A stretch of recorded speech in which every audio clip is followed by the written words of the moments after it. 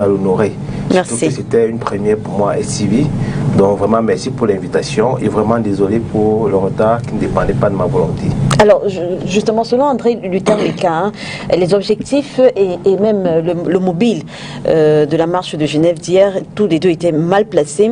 Alors selon vous, quel était l'objectif de cette marche? Exprimer le mal-être de la diaspora du Cameroun ou alors résoudre les problèmes du Cameroun? Je voudrais de prime abord, avant peut-être d'entrer dans ce qui se passe, revenir sur des éléments essentiels de la République. Donc la République reconnaît le droit de pouvoir marcher déjà. Ça c'est l'une des premières choses que les gens doivent oublier. C'est-à-dire que la loi de 90 reconnaît qu'il y a des libertés d'association, des libertés d'expression, et notamment celle aussi de marcher. Et je tiens à rappeler aux Camerounais que cette loi est revenue en 90, après pratiquement 30 années de bagarre, parce que le Cameroun fait partie des premières nations qui ont été directement des nations avec un système multipartite. Parce que André Marine Bida, à l'époque, avec l'Assemblée législative et représentative, il y avait déjà un certain multipartisme, un certain nombre de libertés qui étaient connues. Ainsi de suite, dont les Amadou Ahidjo, qui plus tard sont devenus des chefs de l'État, siégeaient déjà dans cette assemblée grâce à ce multipartisme et grâce à toute cette liberté. Donc, avec l'arrivée de Amadou Ahidjo et un certain nombre de personnes, on a retiré que ce soit le multipartisme pour revenir au système de parti unique. On a retiré le fédéralisme pour revenir au système de l'État unitaire. Peut-être on a fait tous ces retraits contre les textes qui avaient été bien élaborés et qui spécifiquement mettaient en difficulté la possibilité de revenir sur cette forme de l'État. Donc en 90, après de âpres luttes dans l'opposition, de âpres luttes de personnes, des gens sont allés en prison. En ce moment, ils n'avaient même pas la légitimité, ils n'avaient même pas la légalité même de marcher, mais ils ont pris sur eux. Ils ont risqué, ils ont marché, et au terme de beaucoup de combats, et malgré la réticence de son propre camp, le chef de l'État a ramené, a réinstitué le multipartisme, les libertés d'association, dont notamment les partis politiques, et aussi la liberté de pouvoir marcher. Et plus tard, la loi a évolué, donnant la capacité à ceux qui veulent marcher de juste faire une déclaration et de pouvoir marcher. Et donc, la possibilité de se faire encadrer. Si vous déclarez que vous allez marcher, ça veut dire que les autorités doivent prendre sur eux la responsabilité de vous encadrer. Ça, c'est l'histoire. Revenons dans la réalité. Maintenant, ça, c'est pour revenir dans la réalité. Je préfère revenir sur ce qui est basique pour qu'on comprenne exactement ce qui se passe. Ceux qui sont en train de manifester dans la diaspora, ils ont la légitimité de manifester. Ils ont aussi la légalité de manifester si et seulement si les autorités sur place genevoises leur donnent la possibilité de manifester. Mais déjà, ils ont la légitimité de manifester, ils ont toutes les ressources nécessaires de devoir manifester, parce que ne serait-ce que sur le fait qu'ils soient camerounais, ils s'appuient sur notre constitution, la constitution qui est au-dessus de toutes les institutions. Donc sur cette base, ces Camerounais ont le droit de marcher. Est-ce qu'ils ont la légitimité de marcher? Exactement, ils ont la légitimité de marcher, parce que on se retrouve dans un système où il est devenu très compliqué aux uns et aux autres de s'exprimer. Je vous prends un exemple simple pour revenir toujours à Genève. Très récemment, le chef de l'État, l'année dernière, il a mis sur pied un fonds spécial pour la riposte de Covid, 180 milliards qu'il a mis à la disposition de son gouvernement pour gérer. Au bout d'un an, on s'est rendu compte qu'il y a eu de la mauvaise gestion, les malversations, ainsi de suite. L'hémicycle au Parlement, qui est le lieu où les gens peuvent s'exprimer de façon républicaine, a voulu débattre de la situation. On l'a retiré à l'ordre du jour.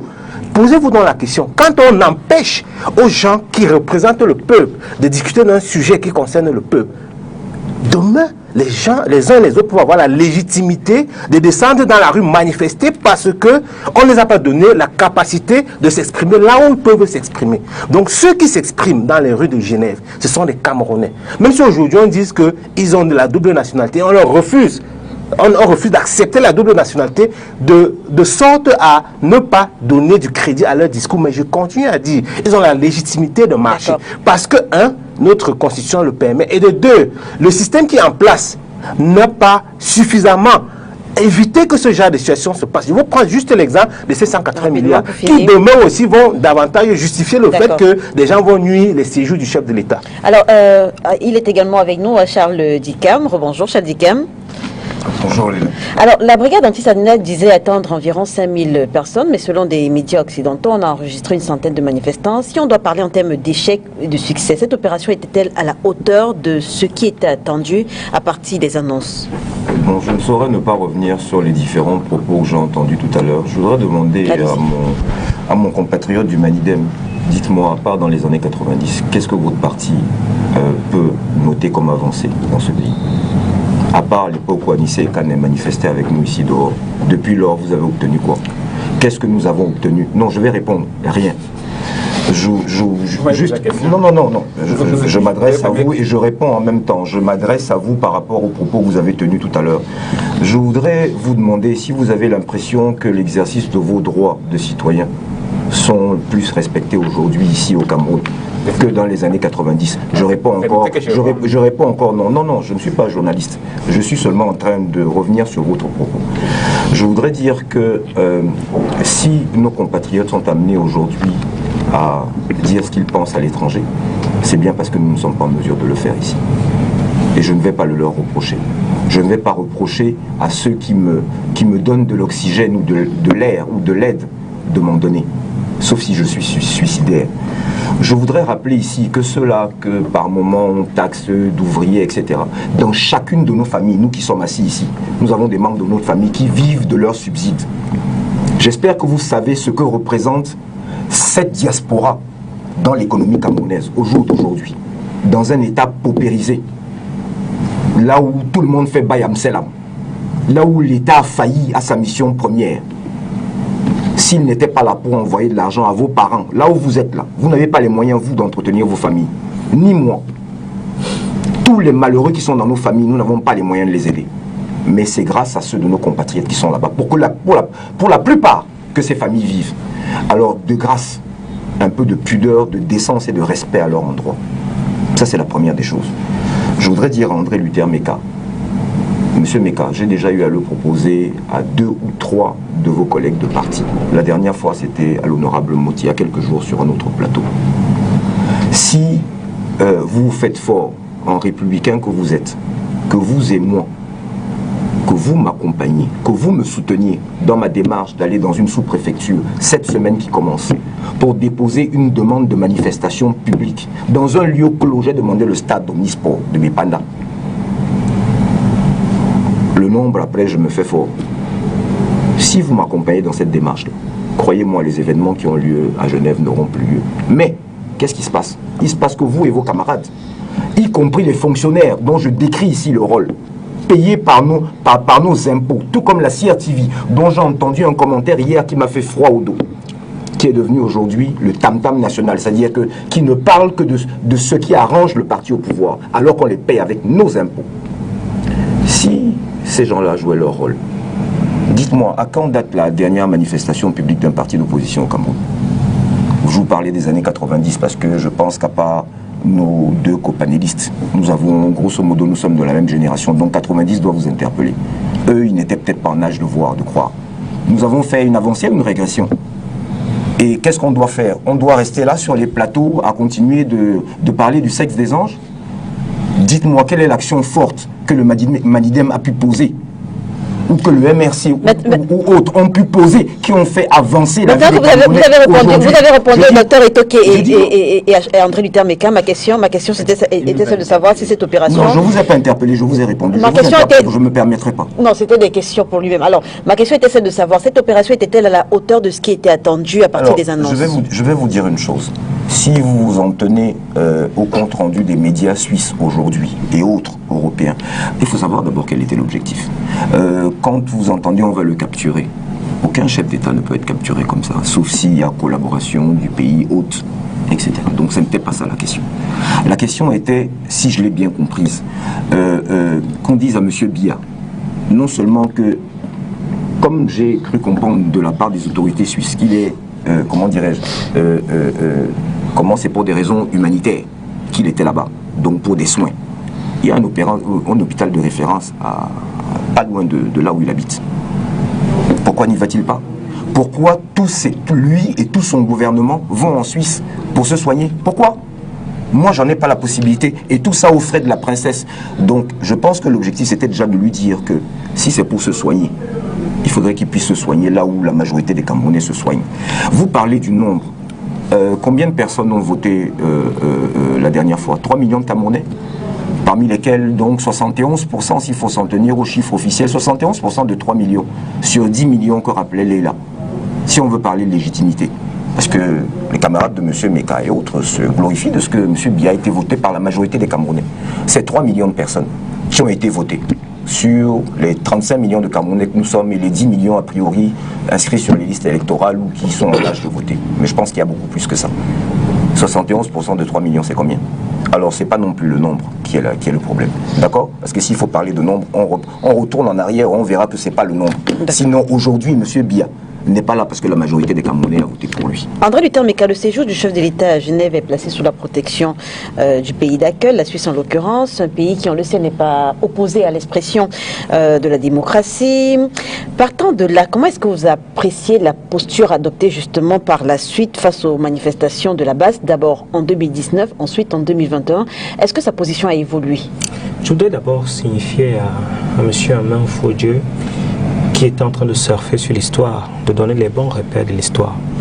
Et je voudrais qu'on fasse un débat responsable, sur ça que je vais prendre ma casquette d'enseignant et de faire en sorte que ce débat soit pédagogique. Nous étions dans un régime colonial, dans les années 1950, et donc foisonnait effectivement l'esprit multipartiste avec les germanophiles, les francophiles, les indépendantistes et autres. Et c'est à partir de ce moment-là qu'il y a eu un certain nombre de contrôles de la situation en Afrique et au Cameroun. Parce que les colons, les Allemands qui partaient, les Français qui venaient, voulaient, n'est-ce pas, contrôler la situation politique au Cameroun. Par la suite, il y a eu effectivement le multipartisme sur le problème de la réunification et l'indépendance. Et en 1966, le chef de l'État, Amadou Ahidjo, appelle à un parti unique sur le fait que tous les partis, notamment le KNDP, One Cameroun, tous ces partis, l'UNC, BDC, reviennent à un parti unique. C'était une sorte de réunification qui se préparait par rapport à l'unification. Et puis vient la démocratie en 1990. La démocratie vient de la conférence La Baule, que vous connaissez très bien, et des vents d'Est. Et avec la volonté du chef de l'État de pouvoir ouvrir la démocratie aux Camerounais. Donc, le schéma que vous avez décrit, pour moi, m'a semblé un peu tortueux parce que je ne voyais pas très bien ce que vous voulez démontrer par rapport, n'est-ce pas, à la dictature au Cameroun. Parce que je vous présente un schéma colonial, puis en plus un schéma notamment de l'unification pour réunir un grand Cameroun. Après, je vous démontre comment la démocratie est arrivée avec ce que vous connaissez. Donc, je voudrais répondre en vous disant que j'ai suivi beaucoup de choses. Et je voudrais vous dire que M. Ndikam dit que comme il n'y a pas de séance de manifestation au Cameroun, ces manifestations se déportent en Europe. En fait, c'est un transfert de manifestations. Et je voudrais qu'on entre effectivement dans les manifestations. Mais les manifestations, ce n'est pas des casses, ce n'est pas du vandalisme. Ce que moi je vois là, ce n'est pas des marches, c'est des agressions. C'est du vandalisme pur et dur. Parce que moi qui ai appris la sociologie de la révolution, mais vous avez vu, il y a la révolution des œillets, la révolution des pommes, la révolution orange. C'est pas ce que je vois là. Ce que je vois là, c'est du vandalisme. Et même il y a des délits faciès. J'ai l'impression qu'on a pris tous les tueurs, je sais pas, des mercenaires pour pouvoir faire cette... C'est des agressions purement. Et c'est ça qui... Sur quoi vous vous basez, André Luther Meka? Non, c'est des agressions. Parce que ce que je veux exprimer ici, c'est quoi? C'est que la manière dont c'est fait, l'agression, l'agressivité, même la façon scénique dont cela est monté, on a l'impression que si on laisse véritablement ces messieurs écorchés vifs, véritablement enragés, il peut y avoir des morts d'hommes. Et c'est ce qui inquiète la Suisse, qui est un pays de paix. Parce qu'il s'agit là, n'est-ce pas, d'un cadre des Nations Unies. On parle justement de la posture de la Suisse. Oui, c'est ça qui inquiète. Parce qu'on a l'impression que les guerres politiques, les batailles politiques, où le chef de l'État a mené un grand dialogue, où il y a des échanges avec les gouverneurs, avec les hommes politiques, la primature, où il y a des échanges politiques, cela s'est déporté, n'est-ce pas, en Europe, avec tout ce que nous connaissons, des gens qui veulent des papiers, des exilés politiques et tout le marchandage des passeports que nous voulons, cela fait un peu moche. Ça fait très moche. Et moi, je ne voudrais pas que M. Ndjika me traite de feignant ou traite des Camerounais de feignants. Nous ne sommes pas seulement nourris par la diaspora. C'est un très mauvais schéma de penser que je suis dans l'assistanat et que j'attends mon frère qui est aux États-Unis, en France, pour vivre. Je crois qu'il n'est pas intéressant de vouloir traiter... Monsieur Meka, ne déformez pas mes propos. Non, c'est ce que vous êtes en train... En termes d'expression, je me suffis à moi-même. Non. Donc, vous avez voulu démontrer que ce que la diaspora envoie au Cameroun ne vivent que des subsides. Non. Qui vient de la diaspora. Le que c'est vous qui l'ajoutez. Non. J'ai dit que ce qu'ils envoient au Cameroun représente quelque chose de plus que considérable dans le produit intérieur du Cameroun. C'est ce que je suis en train de dire. Non. C'est ce que je suis en train de dire. Je suis en train de dire que ça n'est pas négligeable. C'est catastrophique parce que, comme dit plus que considérable, il faut dire que c'est plus de la moitié du produit national brut. Et ça, c'est. Pourquoi considérable, c'est plus de la moitié? Comme dit plus que considérable. Bon, quand revenons aux élections, donc 3 millions de votants. Est-ce que M. Ndjika s'est calmé? Moi, j'avais la parole. Arrêtez un peu. On a dit qu'on se voulait pédagogue. Est-ce que M. Ndjika peut se calmer? Donc, moi, je ne voudrais pas qu'on me traite de feignant. Vous terminez parce que je ne suis pas un feignant. Regardez la paternité. Et les Camerounais, ça ne me ressemble pas. Je ne me permettrai pas de vous traiter de feignant, monsieur Ndjika. Et les Camerounais ne sont pas des feignants parce que les Camerounais sont des travailleurs.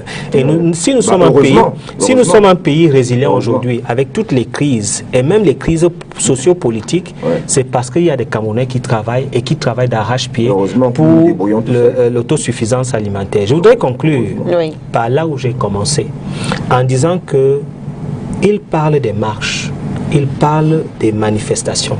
Et je voulais revenir sur la typologie des manifestations. Il ne faudrait pas que les gens pensent que toute la politique au Cameroun se résume sur les marches, les casses, le vandalisme, les invectives. Non. Exemple. Ce que nous, les Camerounais responsables, nous demandons, c'est que lorsqu'il y a une marche, que cette marche soit déclarée. Et lorsque cette marche soit déclarée, qu'il n'y ait pas de plan A, de plan B, de plan C. Parce que je voudrais conclure en disant que parfois, quand il y a les marches, ça commence, après on injecte... Non, toujours, non. Après, on injecte la casse des produits français. Après la casse des produits français, les listes des personnes qu'on doit assassiner. Et c'est le problème dont l'État, aujourd'hui, veut aménuiser, veut maîtriser, parce que ces gens-ci, lorsqu'ils font des marches, on ne maîtrise pas Merci, messieurs. Le docteur Itekwe, justement, on se souvient de ce qui, docteur Itoke, on se souvient de ce qui s'est passé en 2019 en Suisse, lorsque le chef de l'État s'est rendu à l'hôtel Intercontinental. Et on se souvient notamment des manifestations du 29 juin. Pourtant, le chef de l'État est quand même retourné en Suisse, ceci alors que le milieu politique et même sécuritaire n'a pas été assaini. Comment est-ce qu'il faut analyser ce retour? Défiance ou alors sérénité? C'est même de la défiance. Je pense qu'il faut surtout retenir le cadre humanitaire. Mais je voulais revenir sur quelques points de débat. Avant de répondre à ma question. Même sur l'humanitaire, je vais revenir. Parce qu'en fait, après tout ce qui s'est dit ici, il faut préciser la posture humanitaire. Non, le Cameroun n'est pas un long fleuve tranquille. Si on vous dit que les choses vont bien, non, elles ne vont pas bien.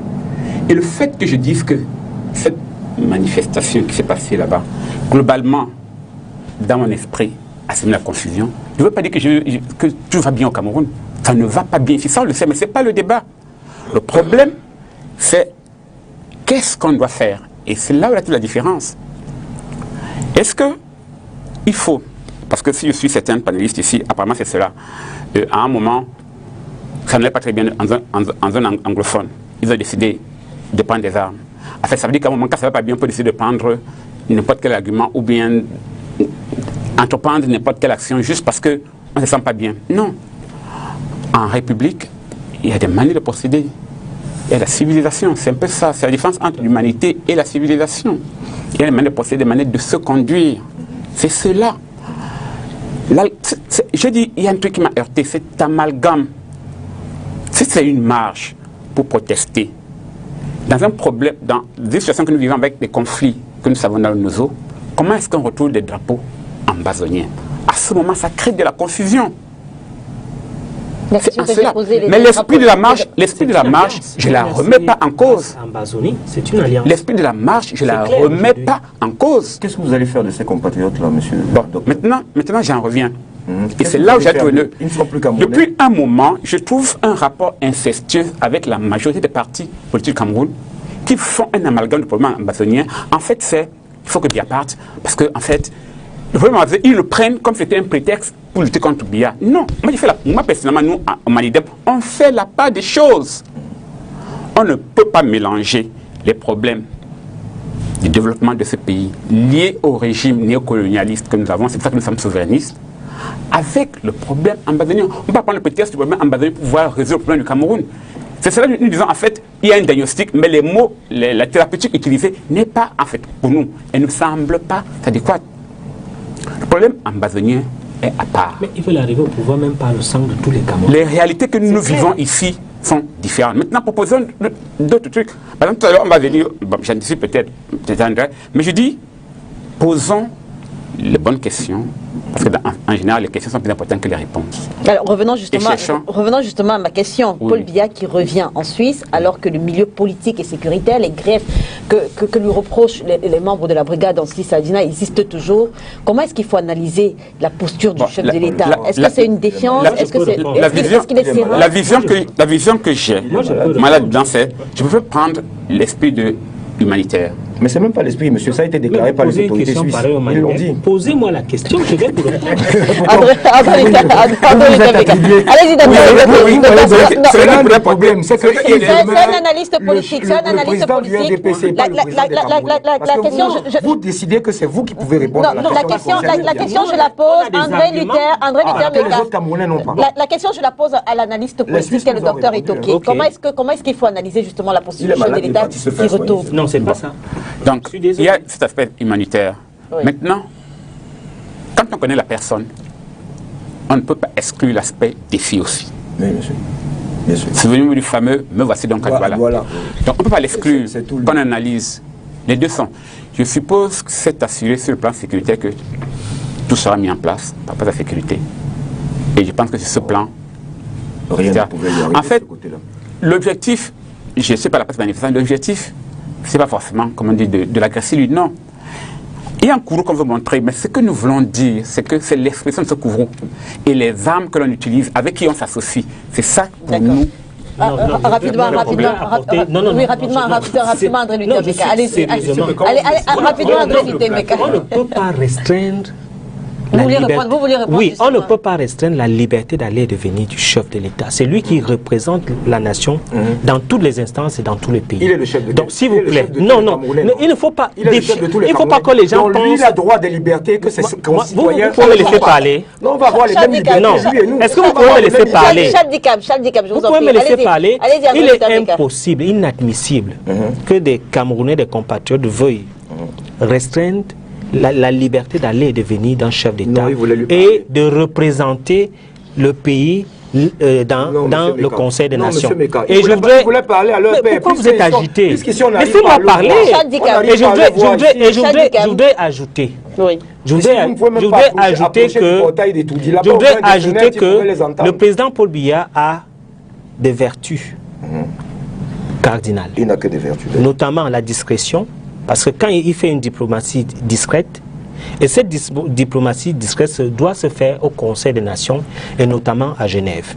Et je voudrais vous dire également que Genève, c'est le carrefour, c'est le Conseil des Nations, et c'est à partir de là que le chef de l'État peaufine tout ce qu'il y a comme rendez-vous des partenaires, des affaires, la diplomatie, ça se passe là-bas.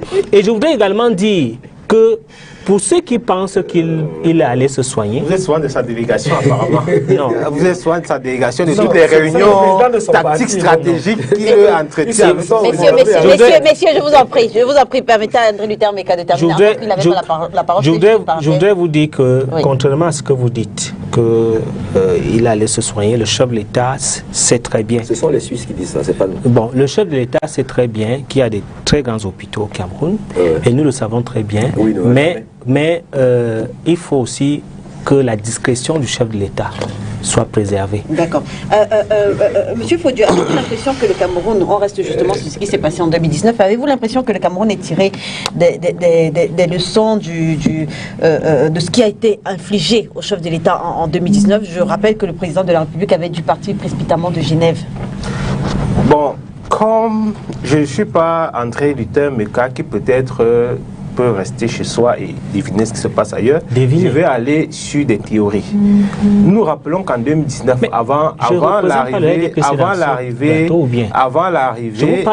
chef de l'État, avant l'arrivée du chef de l'État à Genève, oui, et tout ce qui s'y est passé, il y a d'abord eu les casses de l'ambassade qui ont été revendiquées par la base, que je condamne d'ailleurs, parce qu'on ne casse pas l'ambassade d'un pays. Il faut le dire, ils l'ont fait. Ils l'ont accepté. Quand le chef d'État a annoncé qu'il arrivait, ils ont promis qu'ils allaient venir perturber. Et nous avons encore en mémoire l'image de ces Camerounais bastonnés avec du gaz, lacrymogène, de l'eau et tout ça. Le séjour s'est mal passé et le chef de l'État est rentré. Je pense que tout le monde a gardé un goût amer de ce qui s'est passé. Je pense que le chef d'État lui-même n'a pas peut-être digérer ce qui s'est passé. Mais qu'il y retourne? Est-ce que vous pensez je viens maintenant à y retourner. Rappelons-nous que très récemment, oui, ceux qui ont cassé l'ambassade ont été présentés à la justice française. Oui. Si vous vous rappelez très bien, qu'est-ce qui ressort comme pénalité pour ces personnes? Aucun de ces gars n'est allé en prison. Et c'est les mêmes personnes qui étaient devant le tribunal qui se sont retrouvées avec ceux qui organisaient la marche. Et l'amende qu'on leur avait infligée, avant que le soleil ne se lève, ils avaient déjà cotisé l'amende pour rembourser. Donc, quelque part, il y a eu cette déficience. Donc, pour moi, une autre théorie, c'est que le chef de l'État est allé à Genève comme pour défier ces gars. Comme pour dire, ok, je reviens et je vais voir ce que vous ferez. Vous me comprenez? Ça, c'est une théorie. Je dis, je ne connais pas, parce que je ne suis pas dans les secrets des dieux comme M. Meka. C'est des analyses, donc, effectivement. Une fois qu'il s'y est rendu, je ne pense pas qu'il soit parti sans se préparer. Vous mettez un président en défi. Je n'ai mis personne en défi. Je dis que c'est ma théorie. Qu'est-ce qui se passe même dans ce pays? Je dis c'est une théorie. Non. Vous avez l'art de dramatiser. Le chef de l'État vous avez l'art de dramatiser tout. Ne dramatisez pas mes propos. Je suis clair et je reste maître de mes propos, M. Meka. Permettez-moi. Tout à l'heure, vous avez voulu me reprendre sur l'histoire, mais vous n'avez pas corrigé ce que j'ai dit. Vous avez reconnu que le Cameroun, à son indépendance, c'était de la démocratie multipartie. Vous n'avez pas nié ce fait. Donc, ne me reprenez pas comme si vous m'apprenez quoi. Donc, permettez-moi d'avancer. J'ai mon temps de parole. D'accord. Donc, je suis en train d'expliquer que ça, c'est une autre théorie. Il ne peut pas se rendre en Suisse 2 ans plus tard sans avoir pris des mesures. Et il est parti dans un court séjour privé. Ça veut dire que ceux qui assument sa première responsabilité, ceux qui ont d'abord tout intérêt à ce que le chef d'État soit de retour à Genève, c'est d'abord Intercontinental. C'est un client de l'Intercontinental. Il est en cours séjour privé. Je ne vais pas dire que c'est le contribuable qui paye cela.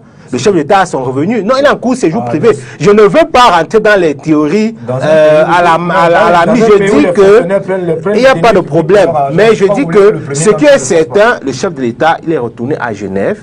Il est reçu par l'Intercontinental et il a ses habitudes. Il a l'habitude de dépenser là-bas et beaucoup d'argent. Je veux dire que ne serait-ce que pour cet établissement hôtelier, ils ont intérêt à ce que leurs clients soient en sécurité. Donc, je suis certain, en fait, je peux pas dire que je suis certain, mais je veux dire que l'autre théorie peut être que c'est l'Intercontinental qui a pris toutes les dispositions pour assurer à son client privilégié qu'il n'y aura pas de problème. Donc, tout ce qu'on voit, les policiers mobilisés, tout ça, je ne pense pas que le chef de l'État, s'y rendant en court séjour privé, peut prendre sur lui la responsabilité en tant qu'un individu qui est parti sans sa casquette de chef de l'État, d'appeler la police pour dire venez me protéger. Je pense que Intercontinental peut prendre les responsabilités les uns et les autres. Non, ici là, on n'est pas dans... On n'est pas ici dans vous êtes informé ou pas. Ce que vous nous avez dit, c'est qu'il n'y aura pas de manifestation. Et ce que nous avons constaté, c'est qu'il y a eu une manifestation. Donc, on commence de plus en plus à habiter... la manifestation a été interdite par les autorités genevoises. Ben, il y a une manifestation, mais il n'y a pas une manifestation. C'est ça que vous appelez manifestation. Il y a une manifestation. Même ces 2 personnes, Monsieur Meka, il y a une manifestation, mais il n'y a pas une manifestation. Puisque vous voulez à tout prix parler dans mon temps de parole. C'est une manifestation ou pas? Je n'appelle pas ça manifestation. Ce sont des incursions dans un hôtel. Merci André C'est pas une manifestation politique, ça. C'est pas un acte politique. L'acte politique, c'est quoi? Pour vous, l'acte politique, c'est quoi? Un acte politique, c'est une mobilisation des Camerounais, notamment avec une mobilisation, c'est quoi? C'est plusieurs personnes, non? Deux, c'est plusieurs ou pas? Non. Deux, c'est plusieurs ou pas? Politiquement, on ne peut pas me Je dire dis deux, c'est plusieurs. C'est mobilisation ou pas? Deux, c'est plusieurs ou pas? C'est un homme politique. Ça, on ne peut pas appeler ça manifestation. Merci, messieurs. Merci, André. On n'a pas dit politique, on a dit manifestation. André Duterme-Meka et M. Faudieu, merci. Alors, Charles Dikam, au-delà du fait que ce qui s'est passé à Genève porte un coup à l'image du Cameroun, quelle peut être la portée de ces agissements-là? Mais la portée est déjà que, je vous l'ai dit en entame de propos, Cavaillé Ege Djibril est sorti pour parler, René Sadi est sorti pour parler, Grégoire Erona est sorti pour parler. Je ne sais pas qui reste encore. Niati doit être en soi aussi, non? Lui, il est reparti en soi. Oui. Meka est sorti. Tout le monde est sorti pour parler. Donc, je veux dire, la conséquence est que tous ces gens-là ont été privés de sommeil et ont été obligés de se pencher et de regarder, de scruter Genève hier. Et pour avoir leur attention dans ce pays, Dieu seul sait. On va éviter de sombrer dans les petites choses. Je voudrais vous dire, M. Meka, que si cette manifestation, ça n'est rien, 71% de 3 millions, ça n'est pas grand-chose non plus sur 25 millions de Camerounais. Non. S'il vous plaît, ne m'interrompez pas. Ok. Je vais répondre. Je dis 71% de 3 millions de Camerounais, ça n'est rien sur 25 millions. Admettez ce principe-là, point.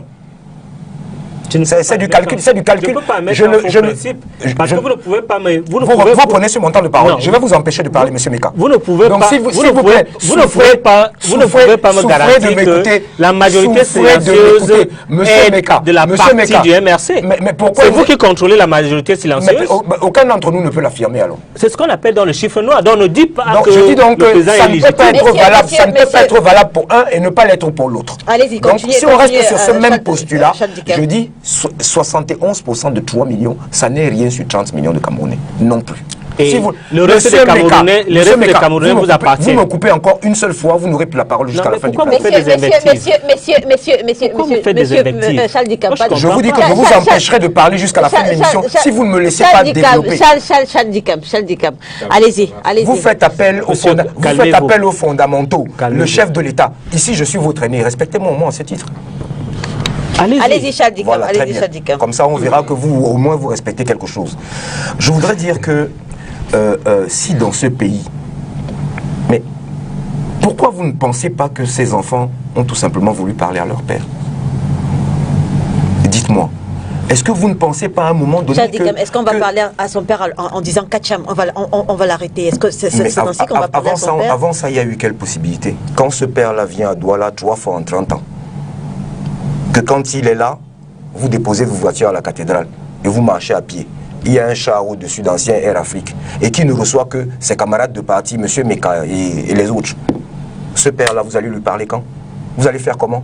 Ce père-là, vous ne pouvez pas approcher à moins de 5 km d'Etoudi. Vous allez lui parler quand? Ce père-là, même quand il va au stade, il y a un détachement militaire qui est digne de celui de Bakassi. Est-ce qu'on peut dire que c'est à la hauteur du désespoir des Camerounais. Et moi, je vous dis, et comme je l'ai dit sur un autre plateau, je ne m'en glorifie pas. Ce n'est pas l'idée que j'avais du Cameroun, ni l'idée de celui qui incarne mon pays. Mais malheureusement, c'est lui-même. Quand on essayait de voir quelles pouvaient être les raisons pour lesquelles il est allé à Genève, moi j'en suis convaincu, il y en a une que personne ne pourra m'enlever. Il a besoin de soins. Humanitaire. Voilà. Et personne ne pourra enlever. D'ailleurs, les autorités suisses l'ont déclaré. Ça, c'est la première des choses.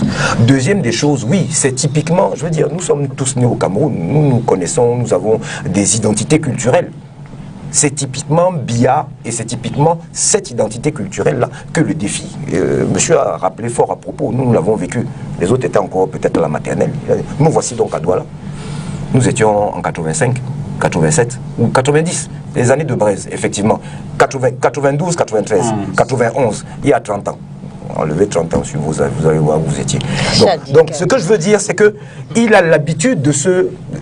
Alors, la population qui devrait tirer vers lui, il se comporte comme il se comporte là. Dites-moi, le dernier bain de foule de M. Biya date de quand? Hormis, donc, enlevons l'aspect de la fatigue, etc., mais il n'a pas toujours eu l'âge qu'il a aujourd'hui.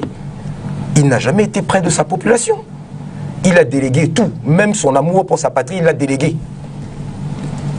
Donc, que voulez-vous que ces enfants fassent? Merci Chaldika. Alors j'aimerais qu'on aborde cette question sur un autre pan. Et on va commencer par vous, André Luther Meka, certainement en rapport avec les troubles vécus par le chef de l'État lors de ses récents séjours en Europe. Le quotidien Le Messager de ce mardi parle du climat politique au Cameroun en s'interrogeant qui fera le consensus entre Biya et Kamto. Alors si on se réfère notamment à l'un des points mentionnés par la brigade anti-Sardina et les autres organisations qui ont saisi le président de la Confédération helvétique au sujet de la présence de Paul Biya en Suisse, la question de l'élection présidentielle de 2018 reste pendante.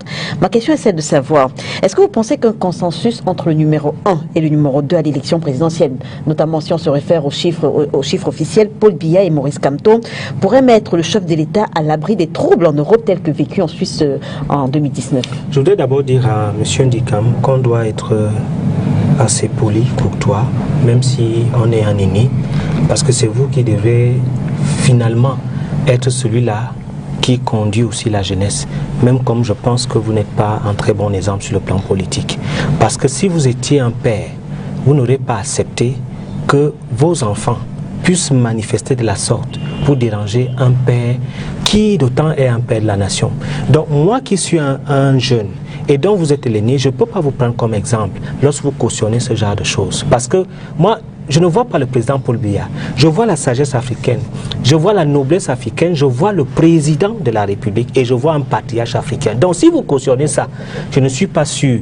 Même vos enfants doivent vous interpeller à la maison. Parce que moi, en tant que père, je ne peux pas cautionner ça devant mes enfants. Donc, pour cela, il faut qu'on soit clair. Et puis, nous les petites gens, on ne doit pas parler des affaires des grandes personnes. Parce que quand il dit Paul Biya n'a jamais rencontré tel, mais si je vous dis que Paul Biya a rencontré Kamto, vous n'allez pas me croire. Et comment cela s'est fait que le président Paul Biya a donné 50 millions à monsieur Kamto de pouvoir soigner sa mère, de pouvoir faire l'inhumation? Je ne voudrais pas dire beaucoup de choses ici, parce que si je parle ici... C'était avant 2018 ou bien c'était... Mais même si c'était à Mathusalem, il a donné... Je veux dire, entre on est en 2021, non. Entre 2018... Non, si vous voulez déjà dater, permettez que je resitue la question. Entre 2018 et 2021, on observe que le climat politique au Cameroun ne fait que se détériorer. Notamment parce que, le messager le constate, il n'y a pas de consensus entre le numéro 1 à l'élection présidentielle et le numéro 2 à l'élection présidentielle. La question que je vous pose est celle de savoir, est-ce que vous pensez que si les choses allaient bien entre Maurice Kamto et Paul Biya, le chef de l'État serait à l'abri des tumultes tels que celui qu'il a vécu en 2019?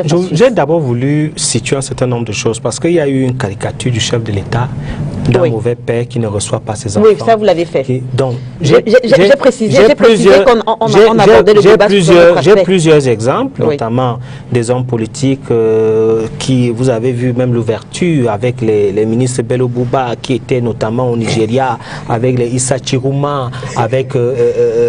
ils sont nombreux où il y a eu ouverture. Hein? Il y a eu ouverture, ils sont nombreux, le ministre Jean de Dieu Momo. Et si vous pouvez le constater, à chaque fois qu'il y a élection, le chef de l'État fait l'ouverture pour une sorte, n'est-ce pas, de gouvernement, d'ouverture. Et la question que vous me posez, si vous voulez mon avis, pas l'avis du RDPC. Un consensus entre Maurice Kamto et Paul Biya. Moi, je vous donne mon avis, hein. Bien sûr. Pas l'avis du RDPC. Est-ce que ça aurait pu mettre Paul Biya à l'abri des troubles tels que vécu en 2019 en Suisse? En politique, moi, je ne discute pas avec les mauvais perdants. Pas les perdants, je dis les mauvais perdants. C'est-à-dire ce mauvais perdant qui me suit au restaurant, qui me suit aux toilettes, qui me suit au salon, qui envoie les vandales arpenter les fenêtres, qui sature. Non, je ne discute pas avec... Quand on mendie la paix?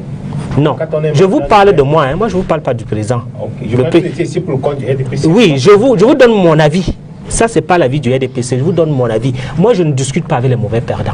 Je discute avec les perdants responsables. Mais le mendiant de la paix devrait discuter avec tout le monde. C'est le président, il est libre de... Non, le mendiant de la paix. Vous avez commencé la théorie. Vous ne comprenez pas. Sur ce plateau, en parlant du s'il vous plaît, monsieur Fodje, je vous donne mon avis. Je ne vous donne pas l'avis du président, parce que je ne suis pas président. Mais tout à l'heure, vous semblez nous dire ce que le président fait, comment il reçoit les... Oui, monsieur Fodje, permettez qu'André Luther Meka. Je vous donne mon avis. Oui. Comme moi, je peux le dire, moi j'étais contre le grand dialogue de la discussion. Encore que la question c'était pas celle de savoir s'il peut discuter. La question était celle de savoir est-ce que si Maurice Kamto avait discuté, était en bon thème avec Paul Biya, est-ce que vous pensez que ça l'aurait mis à l'abri de ce qu'il vit à l'étranger? Vous avez changé la question. Vous avez parlé d'un consensus entre le numéro 1 et le numéro 2. Est-ce que et si moi, le rapport, Monsieur Meka, je vous dis que je ne entre... discute pas avec les mauvais perdants qui font du mauvais chantage et qui Si mettent les rapports, enfants du Cameroun à la rue André Dutermeka, pour si les suivre le rapports- président partout. Si les rapports entre le numéro 1 à l'élection présidentielle et le numéro 2 à l'élection présidentielle étaient moins hostiles, pour être poli, étaient moins hostiles, moins que ce qu'on observe en ce moment sur la scène, est-ce que vous pensez que le chef de l'État pourrait passer des séjours un peu plus paisibles en Europe? Je voudrais d'abord vous remercier de reconnaître que c'est M. Kamto qui est à l'origine de tout ce désordre. Et c'est important qu'on le sache. Moi, je le sais depuis. C'est pour ça que je suis contre le MRC, parce que je pense naturellement, s'il vous plaît, oui. je pense naturellement qu'il y a une méthode qui peut ne pas être leur méthode qui permette à ce qu'on soit républicain. Moi, je le pense. Je pense, et je l'ai dit, je suis en train de vous le dire, que moi, si vous demandez mon avis en tant que M. Meka, je ne discute jamais avec des mauvais perdants. Et d'autant plus que je sais que M. Maurice Kamto a perdu lamentablement les élections, parce que je connais des villes où j'ai des familles, où j'ai des cousins, où n'y était pas, où il a perdu lamentablement. Donc il a perdu les élections. Maintenant, M. Ndikama est en train de dire, bon, il y a eu 3 millions de personnes, vous ne pouvez pas être légitime. Il n'est pas sûr de contrôler la majorité silencieuse qui ne s'est pas exprimée. Et là aussi, il faut qu'il sache que, même dans la majorité silencieuse qui ne s'est pas exprimée, nous sommes majoritaires là-bas. Donc, ce que je veux vous dire, c'est que moi, en ce qui me concerne, je trouve qu'on ne discute pas avec celui qui ne respecte pas les institutions, avec celui qui ne respecte pas celui qui incarne ces institutions avec le président. Mais je ne suis pas le président. Moi, je donne mon avis et libre au président de pouvoir, en tant que mendiant de la paix, prendre sa posture. Mais moi, si j'avais un conseil à donner, c'est qu'on ne discute pas avec ceux qui veulent mettre la République à sac. Je reprécise encore pour vous, si on se réfère à l'un des points mentionnés par la brigade anti-Sadina et les autres organisations qui ont saisi le président de la Confédération helvétique au sujet de la présence de Paul Biya en Suisse, la question de l'élection présidentielle de 2018 reste pendante. Alors, 3 ans après le verdict des urnes, comment est-ce que vous appréciez les relations entre ces deux camps politiques, notamment le RDPC et le MRC? Tumultueuse. Les relations tumultueuses. On les vit au quotidien. Elles sont tumultueuses. À votre avis, ça vient d'où? Quelles sont les origines de ce tumulte, de ces relations tumultueuses, si vous voulez? En réalité, quand on analyse objectivement, oui, on peut trouver, dans un cas, on peut trouver des excès, et puis dans l'autre, on trouvera peut-être une approche qui n'a pas toujours été, comment dire ça, très intelligente. Comment, je pense que la gesticulation de Kamto aurait pu être gérée différemment. On laissait manifester, on laissait libre, on laissait... Moi, Kamto devient un épiphénomène pour moi. Et on lui consacre trop d'énergie. Supposons même, comme dit le messager, qu'aujourd'hui il passe les vacances avec M. Biya, qu'ils passent les vacances ensemble. Ça ne change rien sur la situation des Camerounais. Les Camerounais continuent de souffrir comme ils souffrent. Ben, ils sont dans la rue, etc. Kamto est un produit du RDPC, c'est un produit de Biya. Il n'a même pas encore démissionné du RDPC. C'est un produit. Et en plus, nous disons toujours que nous, un parti politique chez nous, un parti politique qui dit « Ok, on veut changer l'avenir des Camerounais », qui ne met pas sur la table la question... André Duterme, Maurice Kamto avait une carte de membre du RDPC? Ce que moi je sais, c'est que Maurice Kamto a été chargé de mission de la campagne en 2011 avec le professeur Lixunjun et le professeur Konchou, et il a pris la parole dans la MIFI pour faire la campagne du chef de l'État. Donc, moi je ne sais pas si vous voulez me démontrer que quelqu'un qui est envoyé... Je pose les questions, André Duterme. Quelqu'un qui est envoyé, qui fait la campagne pour le chef de l'État avec les échanges. Et si vous voulez me démontrer qu'il n'est pas militant, ça c'est votre... Pendant l'élection de 2018, on a bien vu des personnes faire la campagne pour des candidats et puis Je veux dire, revenons avec vous, En fait, docteur Etobi. oui, les gens Revenons les justement m'écoutent, sur les relations. C'est une camarade Oui. partie. En 2008, est-ce qu'il y a les émeutes Sur les de la relations, faim? les relations Oui, entre... j'en viens. En 2008, déjà, quand il y avait les émeutes, c'est la fin. Comme tu étais bien là, il n'a rien dit. Hein. Quand il fallait vanter un moment fait des marchés pour le code latéral, il l'a fait. Hein. Bon, donc, en fait, il ne faut pas devenir amnésique soudainement. C'est que je dis que dans l'absolu, si un parti politique, pour nous qui sommes souverainistes, ne pose pas sur la table la question de nos rapports avec la France, rompre avec le franc CFA, rompre avec tous les accords néocoloniaux, pour nous, il ne change rien dans la situation Cameroun, qu'il soit au pouvoir ou pas. La question pour nous, ce n'est pas de changer, de savoir qui va aller à la place du président Biya. Ce n'est pas ça la question, c'est une fausse question. C'est un changement de société. Ce n'est pas une question d'attenance de dire qui va remplacer l'autre. Mais il est question de changer complètement le truc. Donc pour revenir à cette question, je dis, même si ces deux-là passent les vacances ensemble, ça ne change rien à la situation des Camerounais. Monsieur Fodieu, comment est-ce que vous analysez le fait que le fossé ait continué de se creuser 3 ans après le verdict? Bon, vous m'envoyez très embarrassé parce que je craignais en fait qu'on arrive à ce genre de situation. Parce que chaque fois qu'il y a des questions de la sorte, de la manifestation, de la base, ainsi de suite, on se retrouve finalement à un débat MSC, RDPC. Vraiment, c'est des situations qui dérangent. Et comme le docteur le disait tantôt, on a toutes les raisons de croire que ces deux partis politiques sont des partenaires pour davantage nuire au bien-être des Camerounais. Sinon, expliquez-nous la seule raison pour laquelle, avant le départ du chef de l'État, toutes nos attentions étaient attirées par le Covid-Gate, étaient attirées par les problèmes liés à l'organisation de la CAN, étaient attirées par les dernières sessions parlementaires où il y a eu des questions très importantes qui étaient soulevées, étaient attirés par les leaders de l'opposition qui sont réunis et ont travaillé. Mais certaines de ces questions faisaient justement partie. Certaines de ces questions faisaient justement partie des points relevés par les membres de la brigade anti-Sardinat. Il y a tous ces éléments, mais il a juste fallu que le chef de l'État fasse ce déplacement, que la base a commencé à militer, que maintenant tout le débat devient RDPC, MSC, RDPC, MSC. Voilà, ça fait déjà 3 ans que ce mandat en cours vient d'être consommé. Si vous stoppez les Camerounais, si vous stoppez le RDPC là, vous devez demander qu'en 3 ans vous avez fait quoi? Ils ne vous diront rien. Maintenant, si vous demandez au MSC, qui en 2019 ont déclaré le hold-up, nous on s'attendait à ce que quand des personnes disent qu'ils vont faire le hold-up, ça veut dire qu'ils se soustraient de façon volontaire à tout débat politique. Parce que le débat politique dans une république se fait dans les hémicycles. Le débat politique ou la contribution au développement dans un pays se fait avec les exécutifs dans nos mairies, ainsi de suite. Quand les gens ont choisi en 2019 de faire le hold-up, c'est-à-dire de refuser d'aller à l'hémicycle défendre leur point de vue, là où ça peut compter. Quand ils ont refusé d'aller au niveau des communes, accompagner ces populations qui souffrent en tant que responsables des exécutifs dans ces moments. Et que chaque fois, il faut qu'ils surfent sur des buzz comme la sortie de la basse et machin. Tu peux se retrouver sur les plateaux, prendre la parole et s'engueuler avec les gens du RDP. Ça nous dérange. On voudrait aujourd'hui que le MSC, que le Manidem, que tous les autres partis d'opposition, même s'ils ne s'entendent pas, soient en mesure de dire aux Camerounais tous ensemble, allez vous inscrire. Préparez-vous à aller voter. Et le jour où vous allez voter, allez défendre votre vote. Mais on a quand même vu un consensus autour du code électoral. Oui, je veux dire qu'actuellement, le consensus actuel qui se fait autour du code électoral, tous les leaders, tous les temps se rencontrent. Ils sont rencontrés récemment, ils ont fait une photo. Mais je veux dire, personne n'en fait, car personne n'en discute. Même les médias ne parlent pas de cela. Au contraire, on s'intéresse à ce que la base a fait. À ce que la base a dit qu'ils vont aller attraper un chef d'État. Ce qui est impossible, c'est de l'utopie. Ce n'est que, vous regardez, tout un dimanche, on est sorti de chez nous, on est assis là, on parle de quelque chose qui est utopique.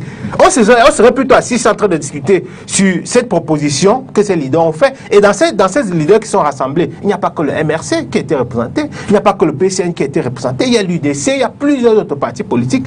Pourquoi les médias ne peuvent pas saisir l'opportunité d'un week-end comme celui-ci pour organiser des débats sur les propositions qui sont en train d'être faites? Pourquoi un week-end comme celui-ci, on ne peut pas s'asseoir pour parler du 31 août où les inscriptions vont être arrêtées. Vous savez que c'est le second thème arrêté, c'est Oui, le second thème à d'accord, l'ordre du jour, ok, c'est le monsieur second Fodieu, vous thème. le savez. Peut-être je vais donc donner mon temps de parole actuel à Monsieur monsieur Chadika, Dissam, monsieur pour qu'il continue à se donner Monsieur le coup de Chadika, poing, j'attends le Monsieur Chadika, quel est selon vous l'impact de ce déni d'entente entre les deux hommes, l'impact sur la stabilité, même sur l'image du Cameroun, le déni d'entente entre Paul Biya et Maurice Kamto? J'ai extrêmement souffert dans ma chair de devoir entendre un certain nombre d'incongruités. Mais qu'à cela ne tienne, le débat démocratique fait qu'il faut tout accepter. Mon prédécesseur en parole dit que c'est à l'hémicycle que tout se décide. Qu'est-ce que vous avez pu décider? Puisque ce dont vous auriez même voulu parler n'arrive pas à l'ordre du jour. On nous vole 180 milliards, tout un rapport n'arrive pas. Maintenant, vous qui en parlez sur les médias, ça change quoi? Monsieur Mbeka, vous buvez du petit lait? Non, c'est... Allez-y, monsieur Chadika. Non, je vous regardais tout sourire. Allez-y, monsieur Chadika. Même chaque fois que je fais mine de poser des questions à mes copanélistes, j'ai la réponse. Ça n'a rien changé. Merci. Du tout. Donc, supporter que vous ayez une position, celle d'aller aux élections, qu'elle profite à 5 personnes. Supporter que nous ne soyons pas allés. Si ces 5 personnes-là, ça leur va, c'est bien. Mais je parle des 30 millions de Camerounais. Pour l'instant, ça ne l'a pas fait avancer le Cameroun. Deuxième des choses, autre faute d'analyse, il vous reviendra que chaque fois que le RDPC est acculé, comme il l'était encore dernièrement, on attend toujours le rapport officiel de la Cour des comptes, où après ça on doit passer à la Cangate. Il crée. Et depuis 2018, ils ont trouvé l'élément qui, soi-disant, serait perturbateur. La preuve, d'autres embrayent dessus. Dites-moi, connaissez-vous un pays, même ici en Afrique, à part les dictatures, donc les amis de M. Biya, où un chef de l'État, par toutes sortes de périodes de crise, peut passer 1 an, 2 ans, 3 ans, 4 ans, 5 ans, 10 ans, sans recevoir le reste de la classe politique, pour s'entretenir des faits de la nation. Nous sommes en guerre. Quand a-t-il appelé ses compatriotes? Il ne s'agit pas que de Kamto. Il y a Nissé et Kane, il est toujours président de votre parti, non? Il y a d'autres. Il y a Gabriel Libi, il y en a d'autres. Qui sont acteurs politiques. Le président de Medem s'appelle Ndoudou, c'est ça? Ndoudou? Très bien. Donc, ils sont comme à l'UPC. Ce que je voulais dire, c'est que quand est-ce qu'il y a eu débat? Quand est-ce qu'il y a eu débat? Quand est-ce qu'il a reçu? On parle, là, c'était les enfants qui sortaient. Nous qui sommes ici, nos partis politiques, ceux ici qui font la vie politique du Cameroun, vous en faites partie tous. Quand est-ce que M. Biya les a reçus un jour? Le JICAM, homme d'affaires, qui représente quand même un petit quelque chose dans le Cameroun de tous les jours. Mais ça se fait partout ailleurs. M. Biya ne connaît pas la concertation. M. Biya ne connaît pas le consensus. Point. Alors, essayez de dire que le débat est focalisé. Ce sont eux qui essayent de mettre dans l'actualité ce qui n'en fait pas partie. Ce sont eux qui essaient de mettre dans le débat ce qui n'en fait pas partie. Et vous les dites. Ils ont décidé en 3 jours que tout un gouvernement, toutes les institutions devaient sortir pour communiquer pour un voyage privé qui est à la limite. Bon. Que ses enfants aillent crier à sa fenêtre là-bas, ça ne change pas pour nous. C'est pas par un régime néocolonial, c'est rien de nouveau. Hein. Bon, mais je veux dire, alors pourquoi est-ce que vous ne décriez pas le fait que eux distraient les Camerounais du vrai débat? Vous allez vous mettre sur des choses qui n'ont aucune signification. En attendant, selon leurs propres chiffres, à date, la dernière élection à laquelle tous les Camerounais ont été appelés, c'est encore le premier parti d'opposition. En attendant, si ce nom-là, parce que en plus vous parlez de quelqu'un qui, la seule similitude que je trouve avec Biya, c'est qu'il vous écoute et il ne vous répond pas. Vous insultez à longueur de journée. On en parle autant qu'on en parle dans les éons. Tous les jours, dans chaque messe, on parle du pape. C'est comme ça qu'on parle de Biya, de Kamto. Kamto ne vous répond pas. Très bien. Il travaille. André Luther Meka, les partisans de Paul Biya, vous en l'occurrence, se distinguent parfaitement, notamment sur les réseaux sociaux des partisans de Maurice Kamto. Est-il juste, selon vous, de dire que autant le RDPC structure la vie politique du Cameroun, autant le MRC également le fait? Non, le MRC est un phénomène médiatique. Et en tant que spécialiste de la communication, je peux vous le démontrer. Ce n'est pas le RDPC ou le MRC qui fait l'agenda sitting, c'est-à-dire le focus de l'actualité qui doit passer dans les médias en boucle. Ce sont les journalistes notamment qui trient l'actualité et qui mettent l'actualité en scène. Donc, automatiquement, et ce que je constate, c'est que l'actualité qui est mise en scène, l'actualité qui est mise dans l'agenda médiatique est une actualité qui notamment soit accompagne le MRC, soit, n'est-ce pas, tire de la graine de toute action que le MRC mène, même si ce sont des actions insignifiantes. Donc pour moi, je ne peux pas dire que le MRC structure, n'est-ce pas, la vie politique au Cameroun. Par contre, le RDPC le fait, notamment le déplacement d'un chef d'État nécessite une communication officielle. Les activités de notre parti, les renouvellements aujourd'hui que nous sommes en train de mettre sur pied sont dans les médias, ainsi de suite. Et tout cela participe de l'actualité. Je crois que lorsque le RDPC a des activités, que ce soit sur le plan local, que ce soit sur le plan national, et lorsque le président national se déplace, cela structure également l'actualité. Il peut y arriver aussi que les membres du gouvernement, qui sont les membres du comité central, qui posent des bonnes actions, notamment le ministre Motazé, qui a pu glaner des rebonds de façon assez spectaculaire, alors que les gens pensaient que nous sommes véritablement non crédités sur le plan international. Cela peut également structurer l'actualité. Donc pour moi, je ne pense pas que le MRC a un poids. Quel serait l'impact d'une réconciliation entre le MRC, enfin quand je parle de réconciliation, je veux dire d'une accalmie dans les relations entre le MRC et le RDPC? Quel serait l'impact sur la vie politique au Cameroun? Je ne sais pas si le MRC est vraiment un problème pour le Cameroun. Je ne sais pas. Ce qui est un problème pour le Cameroun, c'est tout... d'une accalmie dans les relations entre le RDPC et le MRC notamment. Je vais vous faire une analyse plutôt assez profonde. Dites-moi. Le véritable problème au Cameroun aujourd'hui, c'est le problème de cette jeunesse qui n'a pas pu s'insérer dans la société et qui a trouvé un bouc émissaire. Parce qu'ils n'ont plus de chance. Non, s'il vous plaît, qui a trouvé un bouc émissaire. Non, on les a volé toutes les chances. Non, je vais vous donner... Le parti État a volé toutes les chances à la jeunesse. Toutes les chances. Bon. La preuve, vous venez de le dire, que les membres du RDPC, du comité central, sont les membres du gouvernement. Donc on comprend très bien que c'est la structuration du parti État. Pas tous. C'est la structuration du parti État, c'est-à-dire que c'est le parti qui dirige le pays avec ses partenaires et ses alliés. Et aujourd'hui, ils ont tout pris, ils ont tout partagé. La jeunesse n'a plus rien. Vous pensez que votre les jeunes... président est secrétaire à l'Assemblée nationale. Vous le savez. Vous savez que votre président est secrétaire à l'Assemblée nationale. Ce n'est pas une nomination, ce n'est pas un décret. Vous qui êtes enseignant, non, mais puisque vous dites que vous qui êtes enseignant et cadre à l'université, ces jeunes qui sont là, quel est l'emploi qu'ils auront demain? Ok, je vais donc vous répondre. Quel est l'emploi qu'ils auront demain? Je peux donc vous Quelles répondre. sont les possibilités d'emploi qu'ils auront demain? Je peux donc vous répondre. Je peux vous répondre. On vous écoute. C'est pour ça que j'ai demandé à ce que le MRC et que les jeunes partent notamment dans les élections pour avoir des postes politiques comme députés, mais pour comprendre comment le Cameroun fonctionne. Parce que quand vous parlez comme ça, je comprends que vous n'avez pas des informations stratégiques pour votre pays. J'étais en train de vous dire, de vous faire une analyse sérieuse. Le problème du Cameroun n'est pas le problème du MRC. C'est une jeunesse qui a raté son insertion sociale et qui a trouvé les boucs émissaires qu'on appelle l'État. Un peu comme si moi, j'ai raté ma vie et j'ai dit mon père n'a pas tout fait pour que je puisse réussir. Sans toutefois, c'est pas vous qui êtes jeune. C'est pas vous Qui est le responsable de cette jeunesse? Qui dirige l'exécutif? Quel est le responsable de cette jeunesse? Monsieur Fodier, qui doit créer des conditions d'emploi pour la jeunesse? Qui doit relancer la croissance pour que la jeunesse ait de l'emploi? Est-ce que c'est le MSC? Est-ce que c'est le parti de l'opposition? Pourquoi quand il y a un problème, vous cherchez les causes ailleurs? Alors que c'est vous qui avez la majorité, le Parlement, les mairies, l'exécutif. Merci Monsieur Fodier, permettez qu'André lui termine. Non mais c'est parce qu'il nous amène dans un chemin tortueux. Il ne faut pas qu'on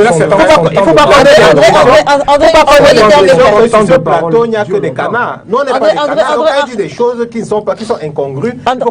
Il faut qu'il soit... Si vous acculez M. Meka, permettez qu'il ait le temps de répondre. Il ne peut pas m'acculer. D'accord, allez-y, André Luther Meka. Il ne peut pas m'acculer parce qu'il ne comprenne rien à rien. Je voudrais vous expliquer comment cela se passe. Voilà, non, je suis là, j'assume. D'autres compatriotes qui ne comprennent rien à rien. Il n'y a que lui. Lui particulièrement, il ne comprend pas. Je vais vous expliquer la construction. Oui, je vais vous expliquer la construction d'un homme. Pour être clair, quand vous naissez dans une famille qui doit mettre un certain nombre de moyens pour que vous soyez un citoyen réussi. Et ces moyens-là sont faits de telle enseigne que quand vous entrez dans la société, l'État vous récupère à un certain niveau. Ça veut dire quoi? Ça veut dire que dans le cadre des responsabilités, il y a la responsabilité parentale, il y a la responsabilité familiale et il y a les structures qui doivent être mises en place pour vous accompagner dans la réussite sociale. Et en tant que sociologue, je peux bien vous dire que la réussite sociale participe aussi des canons quand une famille, un parent a mis pour que son enfant puisse réussir. L'État accompagne cet accomplissement de l'individu. Et lorsqu'il y a faillite de l'insertion sociale, ce n'est pas seulement la responsabilité de l'État. Quels sont les outils d'accompagnement de l'État, de la jeunesse? Quels sont les outils d'accompagnement? Accompagne. Je vous apporte quelque chose. Moi, je vais faire le cours. Poser des questions. Je vous explique quelque chose. Le Cameroun, c'est un pays super organisé. Sur le plan des textes, des lois, des organismes et tout ça. C'est un pays super organisé. La seule chose que nous nous plaignons, c'est la malgouvernance. La malgouvernance consiste à quoi?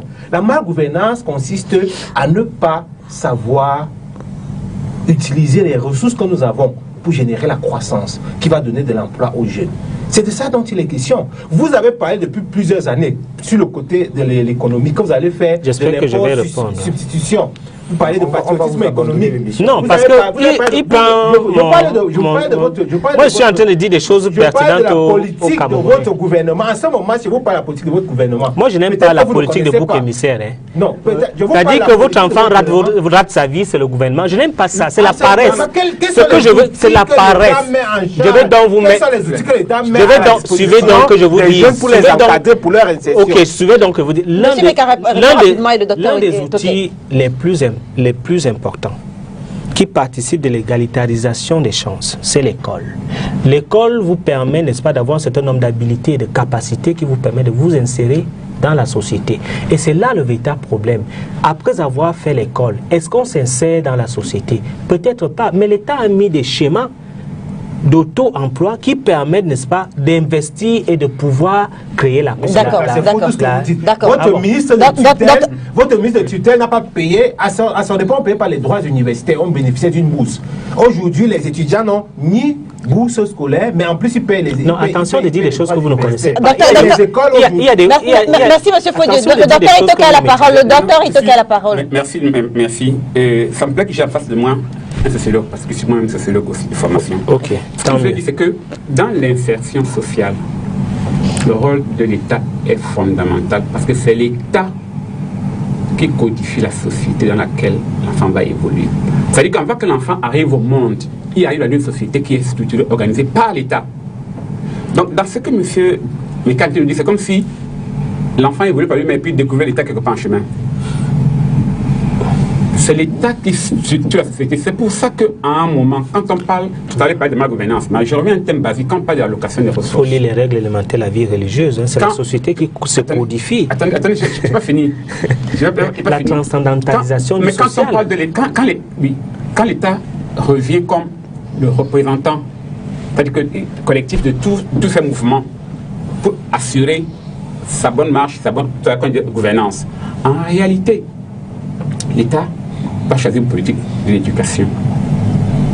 Est-ce qu'on a une politique d'éducation qui soit opérationnelle? J'ai dit non. Ah bon? Parce que on forme des enfants, je donne un exemple. Nous formons des enfants. Nous avons les meilleurs intellectuels d'Afrique. André Luther Meka. Nous avons les meilleurs experts d'Afrique. André Luther Meka et M. Faudier, permettez que le docteur Itoka a encore la parole. Allez-y, docteur. Je n'ai pas fini, maintenant j'en viens. Allez-y, docteur. J'en viens. Parce que peut-être que c'est le paradigme. Voilà le paradigme occidental, le colonial, et surtout français que nous avons, c'est les diplômes. Le paradigme anglo-saxon est plus pratique. effectivement, il dit on a des intellectuels. C'est quoi un intellectuel? Il ne veut plus te dire que nous avons des érudits, des gens qui ont passé le temps à l'école, qui ont étudié. Mais sur le plan pratique, qui ne font rien. Qui ne produisent rien. Maintenant, c'est le paradigme. Le paradigme. Qui produisent des drones. Attendez, je n'ai pas fini. Laissez-moi parler, M. Meka. Monsieur Meka, laissez-moi parler. André Luther Meka. Laissez-moi parler. Ce que je voulais dire, c'est que, et tout le monde sait cela, je prends juste un exemple d'une vision d'un Chinois sur l'Afrique. Il est surpris de voir que les Africains, très souvent, se vantent d'être allés à la Sorbonne, d'avoir des grands diplômes. Il les présente, paf, ils s'en contentent. Sur le plan pratique, ils disent que nous disposons d'une monnaie que nous ne contrôlons même pas, qu'elle est produite ailleurs. Effectivement, quand quelqu'un gère déjà votre politique monétaire, vous pensez qu'il va s'organiser pour que vous puissiez produire et que lui ne vous vende plus.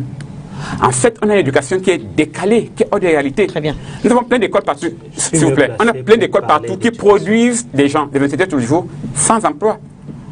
Et souvent, quand vous trouvez une école qui veut produire des gens, nous le formons pour que les sociétés occidentales les utilisent. En réalité, nous ne formons pas les enfants pour qu'ils s'insèrent dans une société pour produire.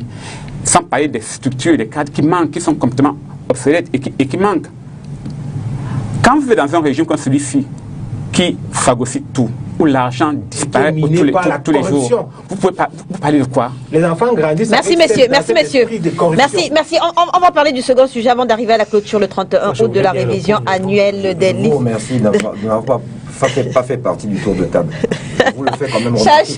Même que je vais vous faire remarquer que M. Meka vous a fait endosser, vous et votre chaîne, tout à l'heure, une position sur laquelle j'attends que vous soyez plus clair. Laquelle, Chadika? Je ne sais pas. Laquelle? Il a dit que vous conveniez avec lui. Non, Chadika, j'ai précisé, Chadika.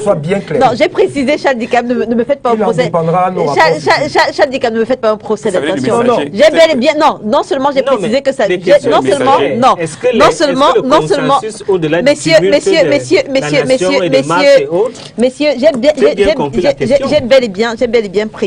bel et bien précisé que dans la correspondance écrite par les membres de la brigade anti-Sardina et les autres organisations qui ont saisi le président de la Confédération helvétique, on notait bien que la question de l'élection présidentielle de 2018 restait pendante. Si vous voulez, après l'émission, je peux vous faire parvenir cette correspondance. Donc, avant d'arriver à la clôture le 31 août de la révision annuelle des listes électorales entamée le 2 janvier, le fichier électoral affiche à la date du 30 juin, en attendant bien sûr son nettoyage, un total de 6 927 859 électeurs, soit 71 048 nouveaux électeurs sur une population de plus de 26 millions d'habitants. On va commencer par vous, docteur. Comment est-ce que vous analysez tous ces chiffres?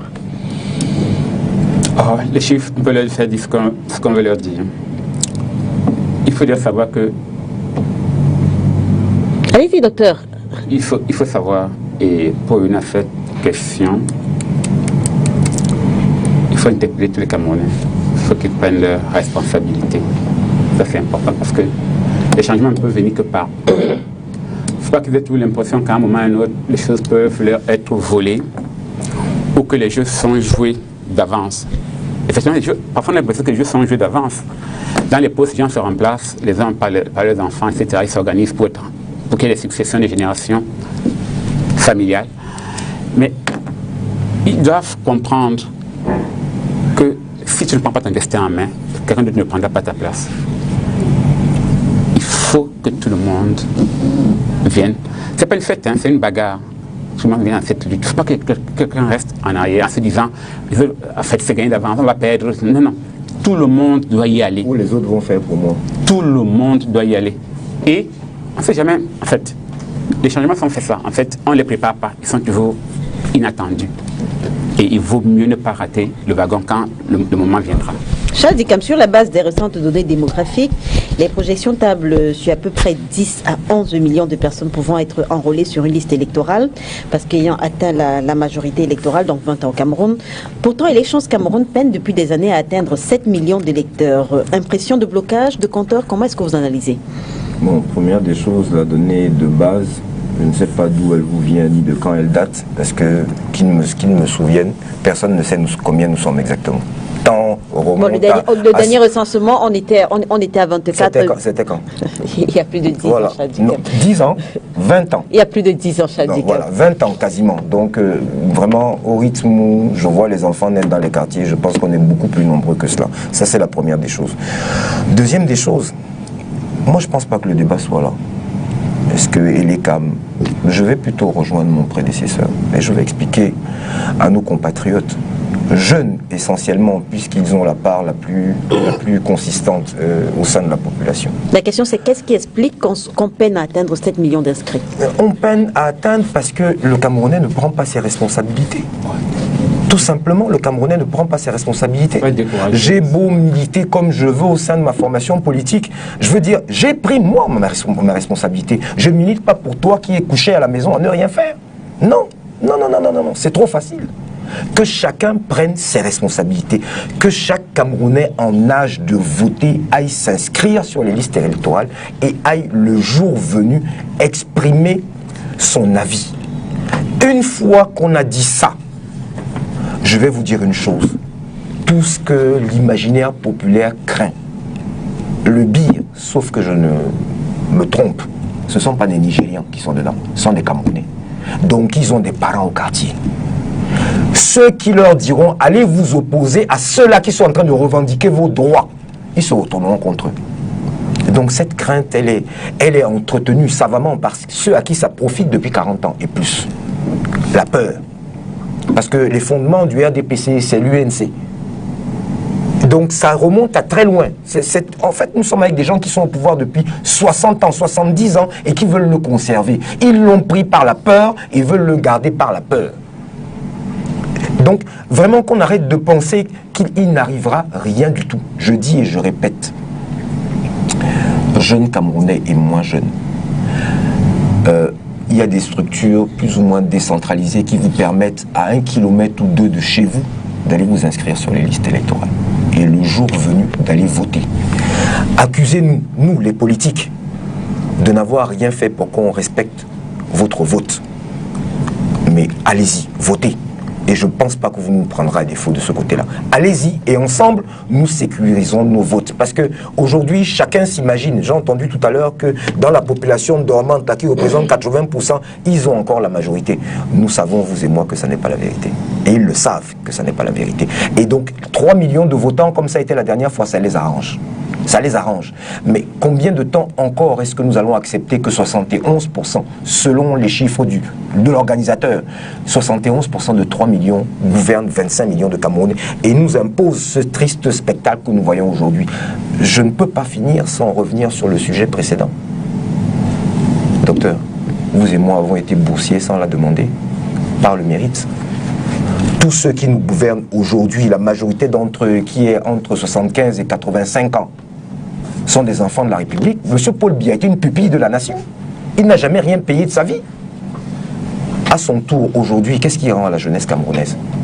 Celles-là qui ont dit qu'elle est irresponsable, mais qu'est-ce qui a été fait pour elle? Nous voyons des images de nos compatriotes supposés boursiers qui dorment sur le trottoir devant les ambassades pendant que l'ambassadeur est couché à l'intérieur avec le climatiseur, simplement parce qu'ils n'ont pas reçu leur bourse. Voilà, donc c'est de ça qu'il est question. Moi, j'aime bien être pratique, les gros mots et tout ça, et penser que parce que tout le monde va mettre docteur ou professeur devant, comme on dit vulgairement au Cameroun, et puis on mange ça. Non, ça n'a nourri personne jusqu'à présent. Toutes ces éminences, toutes ces matières grises. Mais figurez-vous que parmi les quelques centaines qui étaient à Genève, il y a des docteurs qui sont dans des grosses structures également, qui veulent venir avec vous, docteur Meka et docteur Intel, pour faire quelque chose au Cameroun. C'est pas ça qui nous manque. Ce ne sont pas les textes qui manquent non plus au Cameroun. Mais, monsieur Meka, souffrez que je vous dise, c'est la malgouvernance de vous et vos camarades qui ont mis ce pays dans la situation dans laquelle il est. Donc il y a un nouveau paradigme qu'il faudrait que vous adoptiez, un nouveau logiciel dans lequel il faut que vous en... Et pour ça, j'ai besoin, moi, que vous remplaciez Fame Ndongo. Parce que vous nous comprendrez mieux que Fame Ndongo. Donc je suis pour que vous soyez à la place de Fame Ndongo, des gens qui sont là depuis 40 ans et qui ne comprennent rien à rien. Vous allez faire Meka dormir très mal. Non, pourquoi il va dormir mal? Pourquoi eux ils pensent ils pensent que eux ils sont ambitieux et pas lui, Minalmi. Comment est-ce que vous analysez, André Luther, mais le gap entre la population électorale potentielle et le nombre d'électeurs comptabilisés dans le fichier électoral de l'ECAM? Je note que ce gap aussi entre 3 et 4 millions d'habitants. Pour répondre à mon grand frère estimé Ndikam, Qui vous veut à la place de Jacques Kamandongo? je vais lui dire que c'est peut-être parce qu'il n'associe pas aussi la spiritualité à la vision, parce que chacun a sa place au moment où il faut, quand il le faut. Et chacun joue son rôle. Et Shakespeare disait... C'est pas encore le moment pour vous? Non, je pense que c'est... Si je suis pas encore là, ça veut dire que c'est pas le moment. Et si je force cela, cela va arriver comme M. Kamto. Il va se dédier à tout moment. Et vous allez comprendre qu'il n'était pas à sa place. Donc vous voyez un peu. C'est pour ça qu'il faut toujours... La métaphysique au secours de la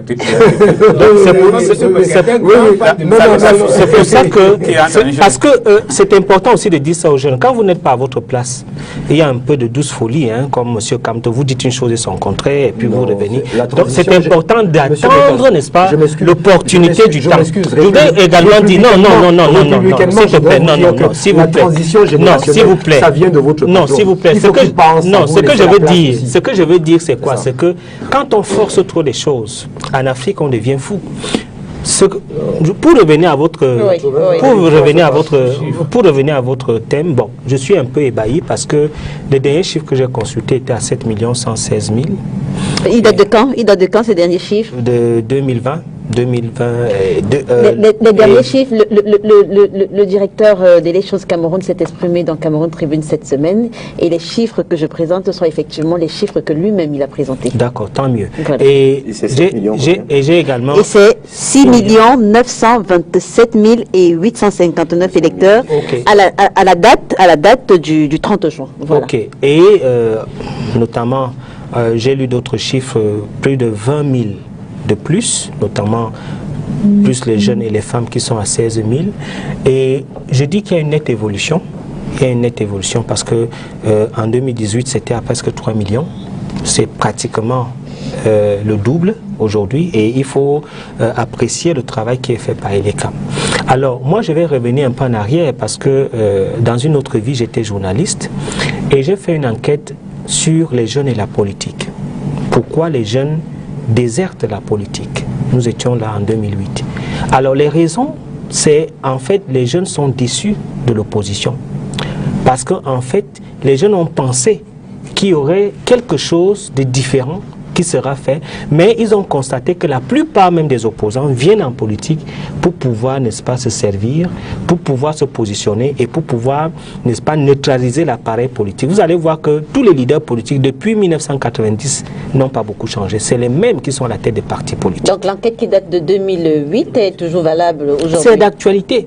Vous allez voir que, en fait, revoyez l'appareil politique, vous allez voir que les mêmes personnes, le schéma politique n'a pas changé, c'est toujours les mêmes leaders. Et c'est la circulation, le marché politique se passe toujours au sommet du parti politique.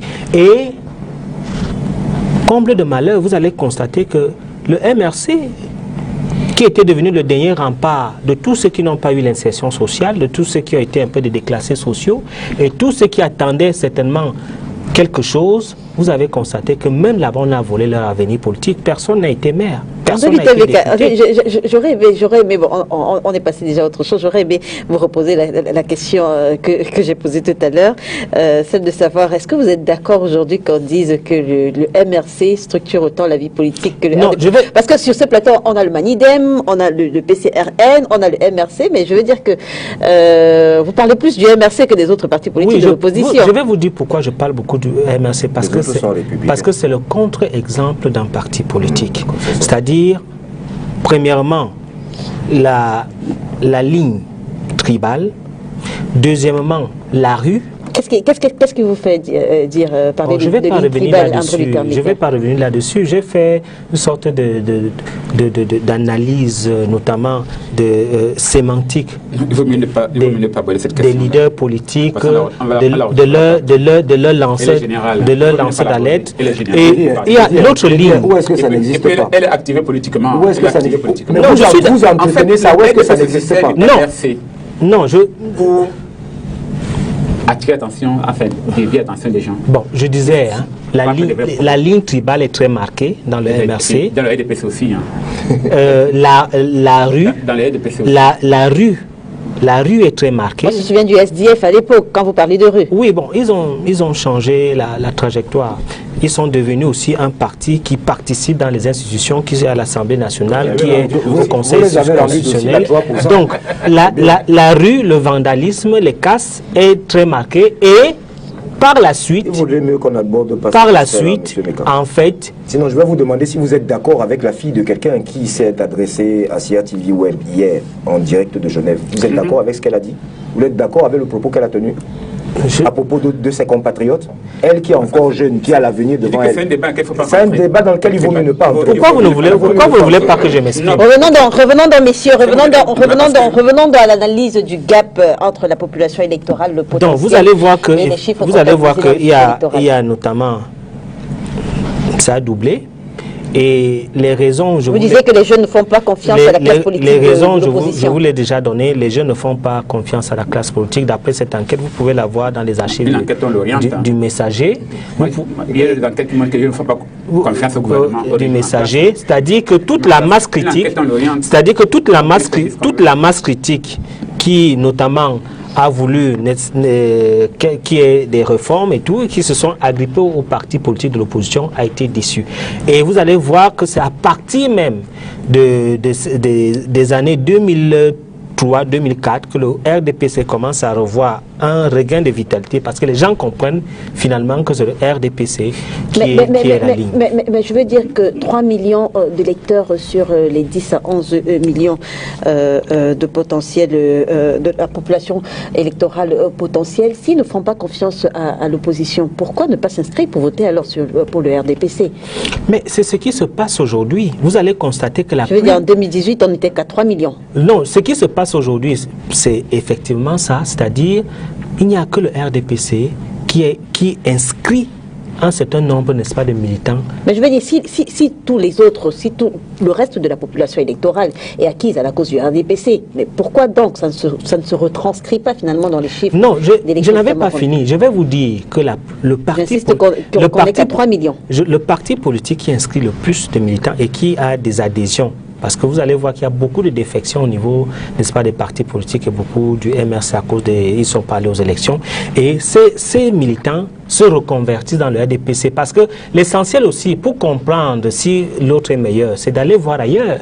Et quand vous partez voir ailleurs, vous voyez que c'est pire, vous revenez notamment dans la maison. Maintenant, l'autre cause que nous avons constatée dans cette enquête, c'est également le capitalisme à outrance, c'est-à-dire plus... Vous terminez d'ailleurs. Plus, n'est-ce pas, il faut chercher sa vie, il faut se nourrir, on trouve que les activités politiques sont devenues un peu subsidiaires et qu'il est important de se concentrer sur, n'est-ce pas, sa vie et sur la rentabilité qu'on peut avoir dans sa famille. Donc, il y a aussi les occupations, le fait, n'est-ce pas, de vouloir réussir, le fait, n'est-ce pas, de pouvoir s'occuper de soi, de pouvoir se nourrir, fait en sorte que certains jeunes puissent, n'est-ce pas, se départir de la politique. Monsieur Fodieu, quelles sont selon vous les causes profondes de cette quasi-stagnation? Si on se réfère à ce que dit André Luther Beka, il faut chercher dans le désespoir de la jeunesse, déçue notamment des actes posés par l'opposition. Il faudrait déjà remarquer que depuis 2004 jusqu'en 2018, le nombre de personnes qui sont effectivement allées voter n'a pas véritablement évolué. C'est-à-dire qu'on est resté entre 3 200 000 personnes à 3 600 000 personnes. Je dis de 2004 jusqu'en 2018, malgré qu'il y ait eu des élections de 2011, ainsi de suite. Qu'est-ce qui se passe en vérité? En vérité, c'est que il y a ce fatalisme qui s'est installé auprès des Camerounais. Avant de revenir au fatalisme, je voudrais déjà préciser que si le nombre de personnes qui sont allées voter n'a pas évolué, ça veut dire en fait que le RDPC, qui a toujours gagné les élections de 2004 jusqu'en 2018, avec ce nombre de votants, a vraiment saturé, a vraiment atteint la capacité de personnes qui soient en mesure de voter pour eux. Parce que quand on a commencé à faire les inscriptions sur les listes électorales au Cameroun, les premières personnes qui ont commencé à faire inscrire les gens, c'est les cadres du RDPC, les militants du RDPC qui ont fait inscrire les militants, les gens depuis les comités de base, les sous-comités de base, ainsi de suite. Donc, M. Meka, où il est assis, sait personnellement que dans son village, dans son fief, il sait, il peut même vous sortir un fichier de personnes que lui, il a fait inscrire. Et il sait que ce fichier-là est exactement aussi le fichier qui correspond aux adhérents ou aux militants du RDPC, qui sont sous sa responsabilité ou bien sous son joug. Vous comprenez? Donc aujourd'hui, on comprend que les personnes qui sont en mesure de voter pour que le RDPC gagne ne peuvent pas dépasser 3 500 000 personnes. Je veux dire que même si vous considérez qu'il n'y a pas eu abstention, ça ne peut pas dépasser 3 500 000 personnes. Mais maintenant, pourquoi les gens ne vont pas s'inscrire et pourquoi ceux qui ont réussi à s'inscrire ne partent pas voter? Parce qu'il y a eu un fatalisme qui s'est installé. Parce qu'on a grandi aujourd'hui dans un système où on a mis dans la tête des Camerounais qu'il y a une sorte de fatalisme. On veut faire croire aux Camerounais qu'après Biya, ça sera Biya. On veut faire croire aux Camerounais que le système qui est sur place, il n'y a personne d'autre qui soit en mesure de remplacer qui que ce soit. Vous comprenez? Et les acteurs, les leaders politiques ont contribué à ce genre de travail. Prenez le cas des leaders politiques actuellement. Combien de leaders politiques ne se retrouvent pas aujourd'hui dans une démarche égocentrique? Combien de leaders? La preuve, la plupart des partis politiques qui sont là, qui viennent de 90, aucun parti politique n'a changé de leader à sa tête. J'ai dit aucun parti politique. Quel est l'avenir qu'un jeune va projeter avec des partis dans lesquels les leaders eux-mêmes ne croient pas à la démocratie? Tout à l'heure, on était en train de se moquer du Manidem, où il y a eu des congrès, on a cru que le président avait changé, et puis on se rend compte qu'il y a un même président qui reste pendant longtemps. Vous pensez que un parti qui a ce genre d'image, quel est le degré d'inspiration qui peut donner un Camerounais pour le pousser à aller voter? Parce qu'au sein des partis, il n'y a pas déjà de démocratie. Donc du coup, le fatalisme est ancré et entretenu par les leaders politiques qui sont là depuis 90, qui ne vont pas passer la main. Nous, par exemple, au PCRN, on a hérité d'un parti qui a été créé et dont on a fait un congrès et on a passé la main. Ceux qui ont été à la création du parti ont passé la main en 2003. Ils ont créé le parti. Et puis, récemment, on a fait un congrès, on a passé le témoin à une autre génération. Ce qui fait en sorte que la jeunesse a plus faculté à croire à ce genre de parti dans lequel il y a déjà cette expression de la démocratie, de l'alternance au sein du parti. Aujourd'hui, c'est ça. Regardez avec le SIF, de 90 jusqu'à cette année, pas d'alternance. Regardez. Est-ce que c'est ce qui explique en 2018 les partis de l'opposition qui sont passés devant sont effectivement entre guillemets des partis sensiblement jeunes? Exactement. Je veux dire que de 90 jusqu'à lors, je vais toujours faire. Excusez-moi, j'aime beaucoup l'histoire parce que ce que nous vivons aujourd'hui n'est que la suite de la conséquence de l'histoire. 93, 94, notre Assemblée nationale, notre Parlement n'était pas une majorité obèse du RDPC. Vous vous rendez compte qu'à 85, il a fallu que l'UPC, sous Kodok, lui apporte le soutien de ses 16 parlementaires pour que le RDPC obtienne la majorité avec la complicité de l'UPC de l'époque. Parce que si vous lui retirez les parlementaires de l'UPC en cette époque, le RDPC était minoritaire. Il faut qu'on se comprenne, il n'y avait pas eu de majorité absolue. Sauf que, oui, il n'y a pas que... Bon, je préfère l'UPC parce que c'est le seul parti qui avait 16 députés à ce moment qui nous a mis dans ce genre de situation. Donc si vous vous rendez compte, de 93 jusqu'à très récemment, la plupart de ces leaders se sont plutôt montrés à la solde et au service du chef de l'État actuel, du chef du parti actuel, du RDPC actuel. Donc du coup, la plupart des jeunes qui veulent croire à la politique n'ont pas des raisons de croire à la politique. Parce qu'il y a un fatalisme. J'y arrive, excusez-moi, j'y arrive. Maintenant, qu'est-ce qui se passe? En 2018, les nouveaux partis tels que le MSC ou le PCN ou le Univers à l'époque ont une PSC. Pourquoi? Parce qu'il y a un nouvel esprit. Il y a un nouvel esprit qui arrive et qui fait en sorte que l'abstention a bougé un peu. Et l'abstention a bougé à l'avantage de ces nouveaux partis au détriment des partis traditionnels. Et aujourd'hui, si le fichier électoral a avancé tel que vous le voyez, c'est en grande partie avec la contribution du PCN parce que c'est uniquement notre cheval de bataille. Aujourd'hui, nous sommes le seul parti qui a toute une délégation permanente pour les élections qui travaille sur le fichier électoral. On a des opérations qu'on appelle ouragan, dont le seul but est, c'est des opérations qui se font sur l'ensemble du territoire national où nos différents bureaux au niveau local vont faire le porte-à-porte pour inscrire des gens sur les listes électorales. Si aujourd'hui, ne serait-ce que 2 ou 3 autres leaders de l'opposition avaient fait ce travail, c'est que le RDPC devrait... Alors, une question adressée à tous les panélistes. J'aimerais qu'on parle de la crédibilité du système et du processus électoral, puisque c'est le reproche qui est qui est très souvent émis. Est-ce que, mieux que toutes les autres stratégies, il ne pourrait pas provoquer une véritable ruée vers les inscriptions? On va commencer par vous, André Luther Mekin. Vous dites? J'aimerais qu'on parle, je l'ai dit, de la crédibilité du système et même du jeu électoral au Cameroun. Est-ce que, mieux que toutes les autres stratégies qui sont mises en place, est-ce qu'il ne pourrait pas provoquer une véritable ruée vers les inscriptions? Non, je crois que... et plus tard l'élection même, et plus tard même aller voter. Le système est crédible. Le système est crédible. Mais c'est ceux qui animent le système politique qui ne sont pas crédibles. Et c'est pour ça qu'il n'y a pas de votants. C'est important de souligner ça.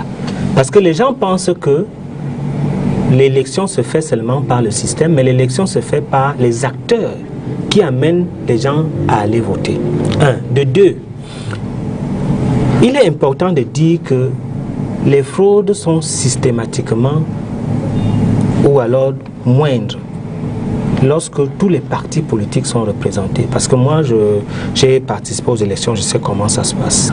Vous avez une liste, parce qu'il faut dire ça aux Camerounais, vous avez une liste des votants devant chaque bureau de vote. Le collège électoral. Voilà. Et quand vous entrez, vous présentez votre carte nationale d'identité, on identifie votre nom, on vous donne les bulletins, vous partez voter et vous mettez une empreinte qui reste sous la main. Et il y a les représentants des partis politiques et les mandataires. Et ça se passe comme ça. Et tous signent le procès verbal à la fin et font des décomptes publics. Donc moi je suis souvent surpris lorsque les gens parlent, n'est-ce pas, de bourrage des urnes. Parce que c'est impossible. D'accord. Et je voudrais vous dire que le plus souvent,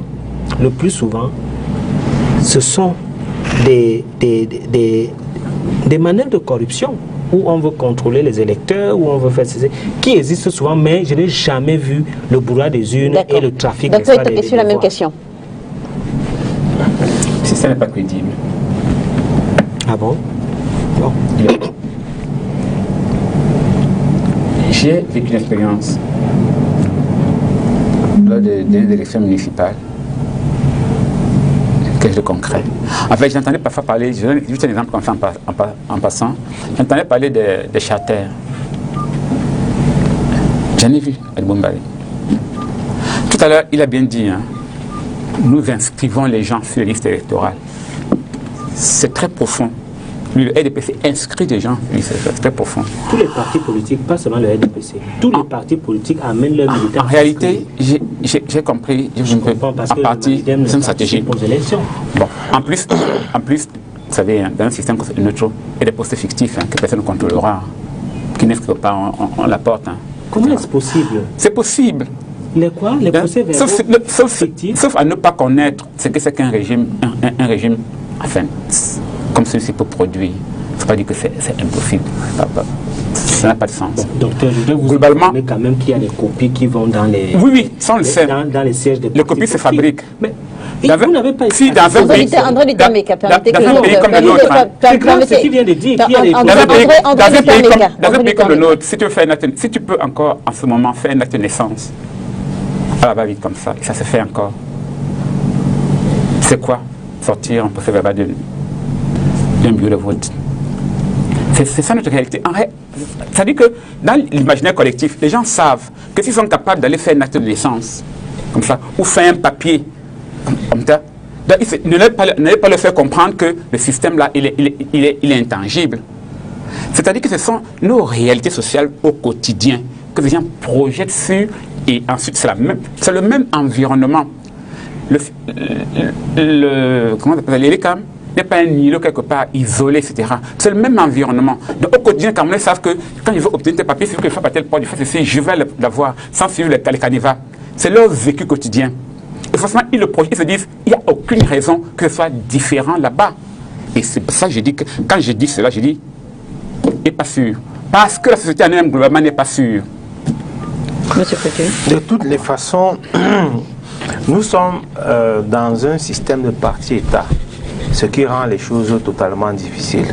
Le système en lui-même n'est pas crédible et les personnes qui gèrent le système derrière eux-mêmes ont à plusieurs reprises démontré qu'on ne peut pas leur faire confiance. C'est la raison pour laquelle actuellement les leaders de l'opposition en fait toute une partie des leaders de l'opposition sont assis pour discuter sur une révision consensuelle de ce système électoral qui notamment intègre le fait qu'il faut ramener l'âge du votant à 18 ans. Parce qu'il est incongru qu'on vous exige d'avoir une CNI à 18 ans et qu'on ne vous permet pas d'être dans le collège électoral. Et de la même façon qu'on demande à ce que les bulletins nouveaux soient des bulletins uniques, ça tue ou ça enlève dans l'esprit de celui qui va aller voter cette histoire de bourrage des urnes. Et enfin, la notion de l'élection à 2 tours. Ça, c'est déjà sur le plan du système électoral. Maintenant, sur le plan de l'enrôlement des candidats, il y a aussi il y a aussi des greffes à voir dans ce sens. Notamment quand le MSI n'est pas allé aux élections en 2019, ils se sont plaints. Bon, je ne sais pas si c'est à raison ou à tort, de ce que l'administration se serait mis pour objectif de réduire leur candidature ou alors de nuire à leur candidature. Mais ce qu'on sait quand même, c'est que avant que la décision de leur président ne tombe, il y avait déjà des personnes qui avaient quand même constitué des dossiers pour pouvoir déposer. Mais ce que je veux dire, c'est qu'aujourd'hui, si on peut restreindre la capacité à l'administration de pouvoir influencer ou peser sur la constitution des dossiers, il y aurait davantage de gens qui peuvent prétendre à être élus. Et si des gens peuvent prétendre à être élus, ça veut dire que eux, en retour, ils vont déjà se donner le travail de travail au quartier ou dans leur village, de mobiliser les gens, de dire allez vous inscrire parce que demain je serai candidat, ainsi de suite. Donc on est dans un système où les dés semblent piper en avance. D'accord, allez-y, Charles Dicam, j'ai failli vous appeler. Je veux dire que nous sommes en train de parler de tout cela. Il faudrait aussi que le parti-État, est-ce que c'est bien, on nous a montré les images d'un grand centre où on produit des passeports, même si déjà les délais aujourd'hui pour s'inscrire commencent à se rallonger aussi. Avant qu'on ait un passeport, il faut déjà avoir une carte nationale d'identité. Voilà. Aujourd'hui, la majorité des Camerounais qui veulent avoir une CNI se retrouvent butés face à un mur. Or, sans carte nationale d'identité, vous n'aurez ni carte d'électeur, encore moins passeport. Donc que ce parti-là, le vôtre, qui est aux affaires, fasse en sorte qu'au lieu de passer du coq à l'âne, qu'on commence d'abord par régler le problème des cartes nationales d'identité avant de nous montrer un centre ça ne sert à rien. Il y a combien de Camerounais qui ont des passeports? Ils les ont peut-être parce que certains veulent se voir en photo dans un document. Ils ont les moyens de voyager? Non. Donc c'est une infime minorité de Camerounais qui a un passeport. Mais c'est la totalité de la population camerounaise qui a amené à avoir une carte nationale d'identité. Et au jour d'aujourd'hui, il y a une véritable défaillance là-dessus. Donc ça explique aussi en grande partie, en tout cas en partie, et c'est déjà beaucoup, les chiffres que vous avez là. Mais vous voulez demander à des gens d'aller prendre des cartes électorales alors qu'eux-mêmes ne sont pas identifiés. Je ne vous parle donc pas de tous nombreux que, de par votre refus obstiné de vous associer aux autres pour la résolution du problème du NOZO, tous ces déplacés. Je ne vous parle pas de non plus. En 5 minutes, on parle de l'Assemblée générale de la FECAFO, de la Fédération camerounaise de football, là, de nouveaux tests. Ils ont été validés mardi dernier lors d'une session extraordinaire de l'AG de la FECAFO. 95 délégués ont exprimé leur droit de vote, soit 82 voix pour, 11 contre et 2 bulletins nuls. Il faut surtout dire qu'avant la tenue de cette Assemblée générale, la tension était palpable entre le ministère des Sports et de l'Éducation physique et la FECAFO. On va commencer par vous, Monsieur Foudieu. Comment est-ce que vous analysez ce nouveau bras de fer entre la FECAFO et le MINSEP? Bon, on n'est pas à l'abri de reprendre tout ce qui est en train de se faire parce que j'évoque toujours l'histoire. On a eu la normalisation sous le professeur Ouna qui aujourd'hui est à la Cour au Conseil constitutionnel. Ensuite, on a eu la normalisation version maître Api. Jusque-là, on n'en est pas sorti. Je pense qu'actuellement, on est en train de trouver un consensus qui peut permettre à ce que la CAN de 2021 qui se jouera en 2022 puisse se tenir. Et je pense qu'au lendemain de cette CAN, tout ce qui a été fait là va être rebattu en brèche. Parce que sincèrement, on a posé juste des pailles sur du feu. D'accord. Docteur, quelle est la lecture que vous faites des tensions qui ont précédé la tenue de cette Assemblée générale? Si tu as amusé par, en fait, qu'est-ce que vous pouvez attendre d'un régime néocolonial où la corruption est dans tous les sens, où il n'y a que des rapaces partout? C'est un problème d'argent. Et comme il dit, ça ne tiendra pas long. Comment est-ce que nous pouvons, dans un pays comme le nôtre, réfléchir un peu? Depuis 22 décennies, nous sommes incapables d'avoir des textes que tout le monde respecte. Personne ne respecte les textes. En fait, nous avons cette kleptomanie chez nous. Quand on arrive à un poste comme ça, qui paraît juteux, il faut absolument soustraire de l'argent, etc. Et se positionner pour longtemps, c'est effroyable. C'est typique de notre mentalité ici. En fait, quand vous allez voir même, c'est quand on dit même, on dit, oh, Biya. En réalité, le président Biya, c'est la somme des consciences collectives du Camerounais. Camerounais vole, et il adore voler, il aime les raccourcis. Donc vous pouvez vous attendre à grande chose. Là où il y a de l'argent, ça se passe toujours comme ça au Cameroun. D'accord. Charles Dikam, quel est le regard que vous portez sur le projet de création d'une nouvelle AG constituante de la FECAFOOT à la place de celle de 2009? Moi, honnêtement, en tant que citoyen, pour moi, il faudrait dissoudre la FECAFOOT. Faire comme beaucoup de pays ont fait quand ils se sont retrouvés dans des crises successives.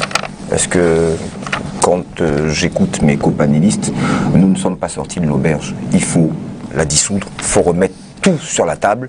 En fait, il faut appliquer à la FECAFOOT ce qu'il faudra appliquer au Cameroun lui-même. Oui. C'est-à-dire tout remettre sur la table, voilà, tout simplement. Les délégués ont opté pour la dissolution de la Ligue de football, la LFPC, et la création d'une nouvelle ligue. Votre appréciation? Non. Je suis un ancien de la FECAFOOT, oui, de la maison. Rapporteur de la FECAFOOT. Un ancien footballeur, pas j'adore. Non. J'ai été membre de la commission. J'ai été membre de la commission de recours et la FECAFOOT jusqu'à présent me doit 1 600 000. Ils n'ont pas encore donné. La FECAFOOT vous doit 1 600 000. Oui, bien sûr. J'ai fait une sommation de payer. Jusqu'aujourd'hui, je n'ai jamais rien eu. Mais ce que je voudrais dire qui est important, c'est que il ne faut pas voir l'État partout, l'État voleur partout. La FIFA, la FECAFOOT, ce n'est pas l'État. Et d'ailleurs, le ministre des Sports et de l'Éducation physique a voulu, n'est-ce pas, que le droit soit respecté. On lui a rappelé qu'il ne faut pas qu'il y ait ingérence dans le cadre du football. Et c'est inédit ce qui est en train de se passer à la FECAFOOT. C'est-à-dire quelqu'un qui a été déchu, ne devait plus être président, mais il gère la transition. Et c'est la FIFA qui a cautionné cela. La FIFA a, j'allais dire, a enfreint ses propres textes. Et nous sommes en train de voir ça. Et vraiment, moi, je suis très surpris de ce qui se passe. Et comme la FIFA, c'est un micro-État, ils font leurs choses là-bas, l'État ne doit pas... Mais c'est l'État qui subventionne le sport au Cameroun. Hein. C'est l'État qui subventionne la FECAFOOT, qui subventionne les championnats. Donc, on ne peut pas dire que l'État ne doit pas avoir un droit de regard sur ce qui se passe. Donc, c'est contrairement à l'opposé de ce qui dit l'État veut redresser là-bas, il n'y a pas de moyens. On dit que non, vous ne devez même pas regarder ça, vous ne regardez pas. Donc, nous regardons avec beaucoup d'étonnement ce qui se passe et on est stupéfait que la FIFA nous fait voir aujourd'hui que quelqu'un qui a été déchu est jugé parti, c'est-à-dire qu'il gère la transition et il sera encore candidat. C'est du jamais vu. Vous n'avez pas parlé de la dissolution de la Ligue? Pour la dissolution de la Ligue, moi je pense que tout doit se passer dans les textes. Est-ce que celui qui était là a fini son mandat? Est-ce que l'Assemblée constituante qui a siégé avait cette capacité de dissoudre? Si tout est respecté dans les textes, moi je n'ai pas de problème. Merci André Lutin-Meka d'avoir accepté notre invitation ce dimanche. Merci à vous, docteur Richard Itoké, d'être venu. Merci Monsieur Fodieu. J'espère que Monsieur Meka va organiser une marche pour réclamer, une manifestation pour réclamer ces 1 600 000. Ce ne sont pas mes méthodes, j'ai saisi. Et je vais l'aider dans ce sens. Non, moi je ne fais pas les méthodes de vandalisme. C'est l'État, donc aujourd'hui, il sent un peu cette frustration. Non, je ne fais merci pas de Charles Dikam d'avoir accepté notre invitation. Mesdames et messieurs, merci de nous avoir suivis. Cette émission est rediffusée ce soir lorsqu'il sera 20h30 et demain lundi lorsqu'il sera 13h30. On se retrouve dimanche prochain sur les antennes de Spectrum Télévision. Si bien sûr Dieu le veut, bon dimanche. Monsieur Meka, pour une première fois,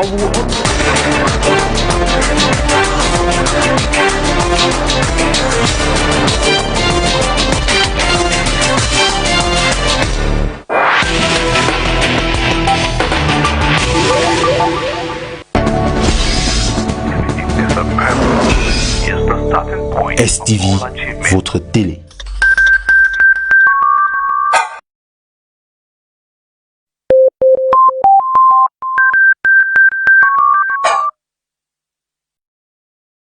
know who we are. We are confident. We are positive. We are motivated. We are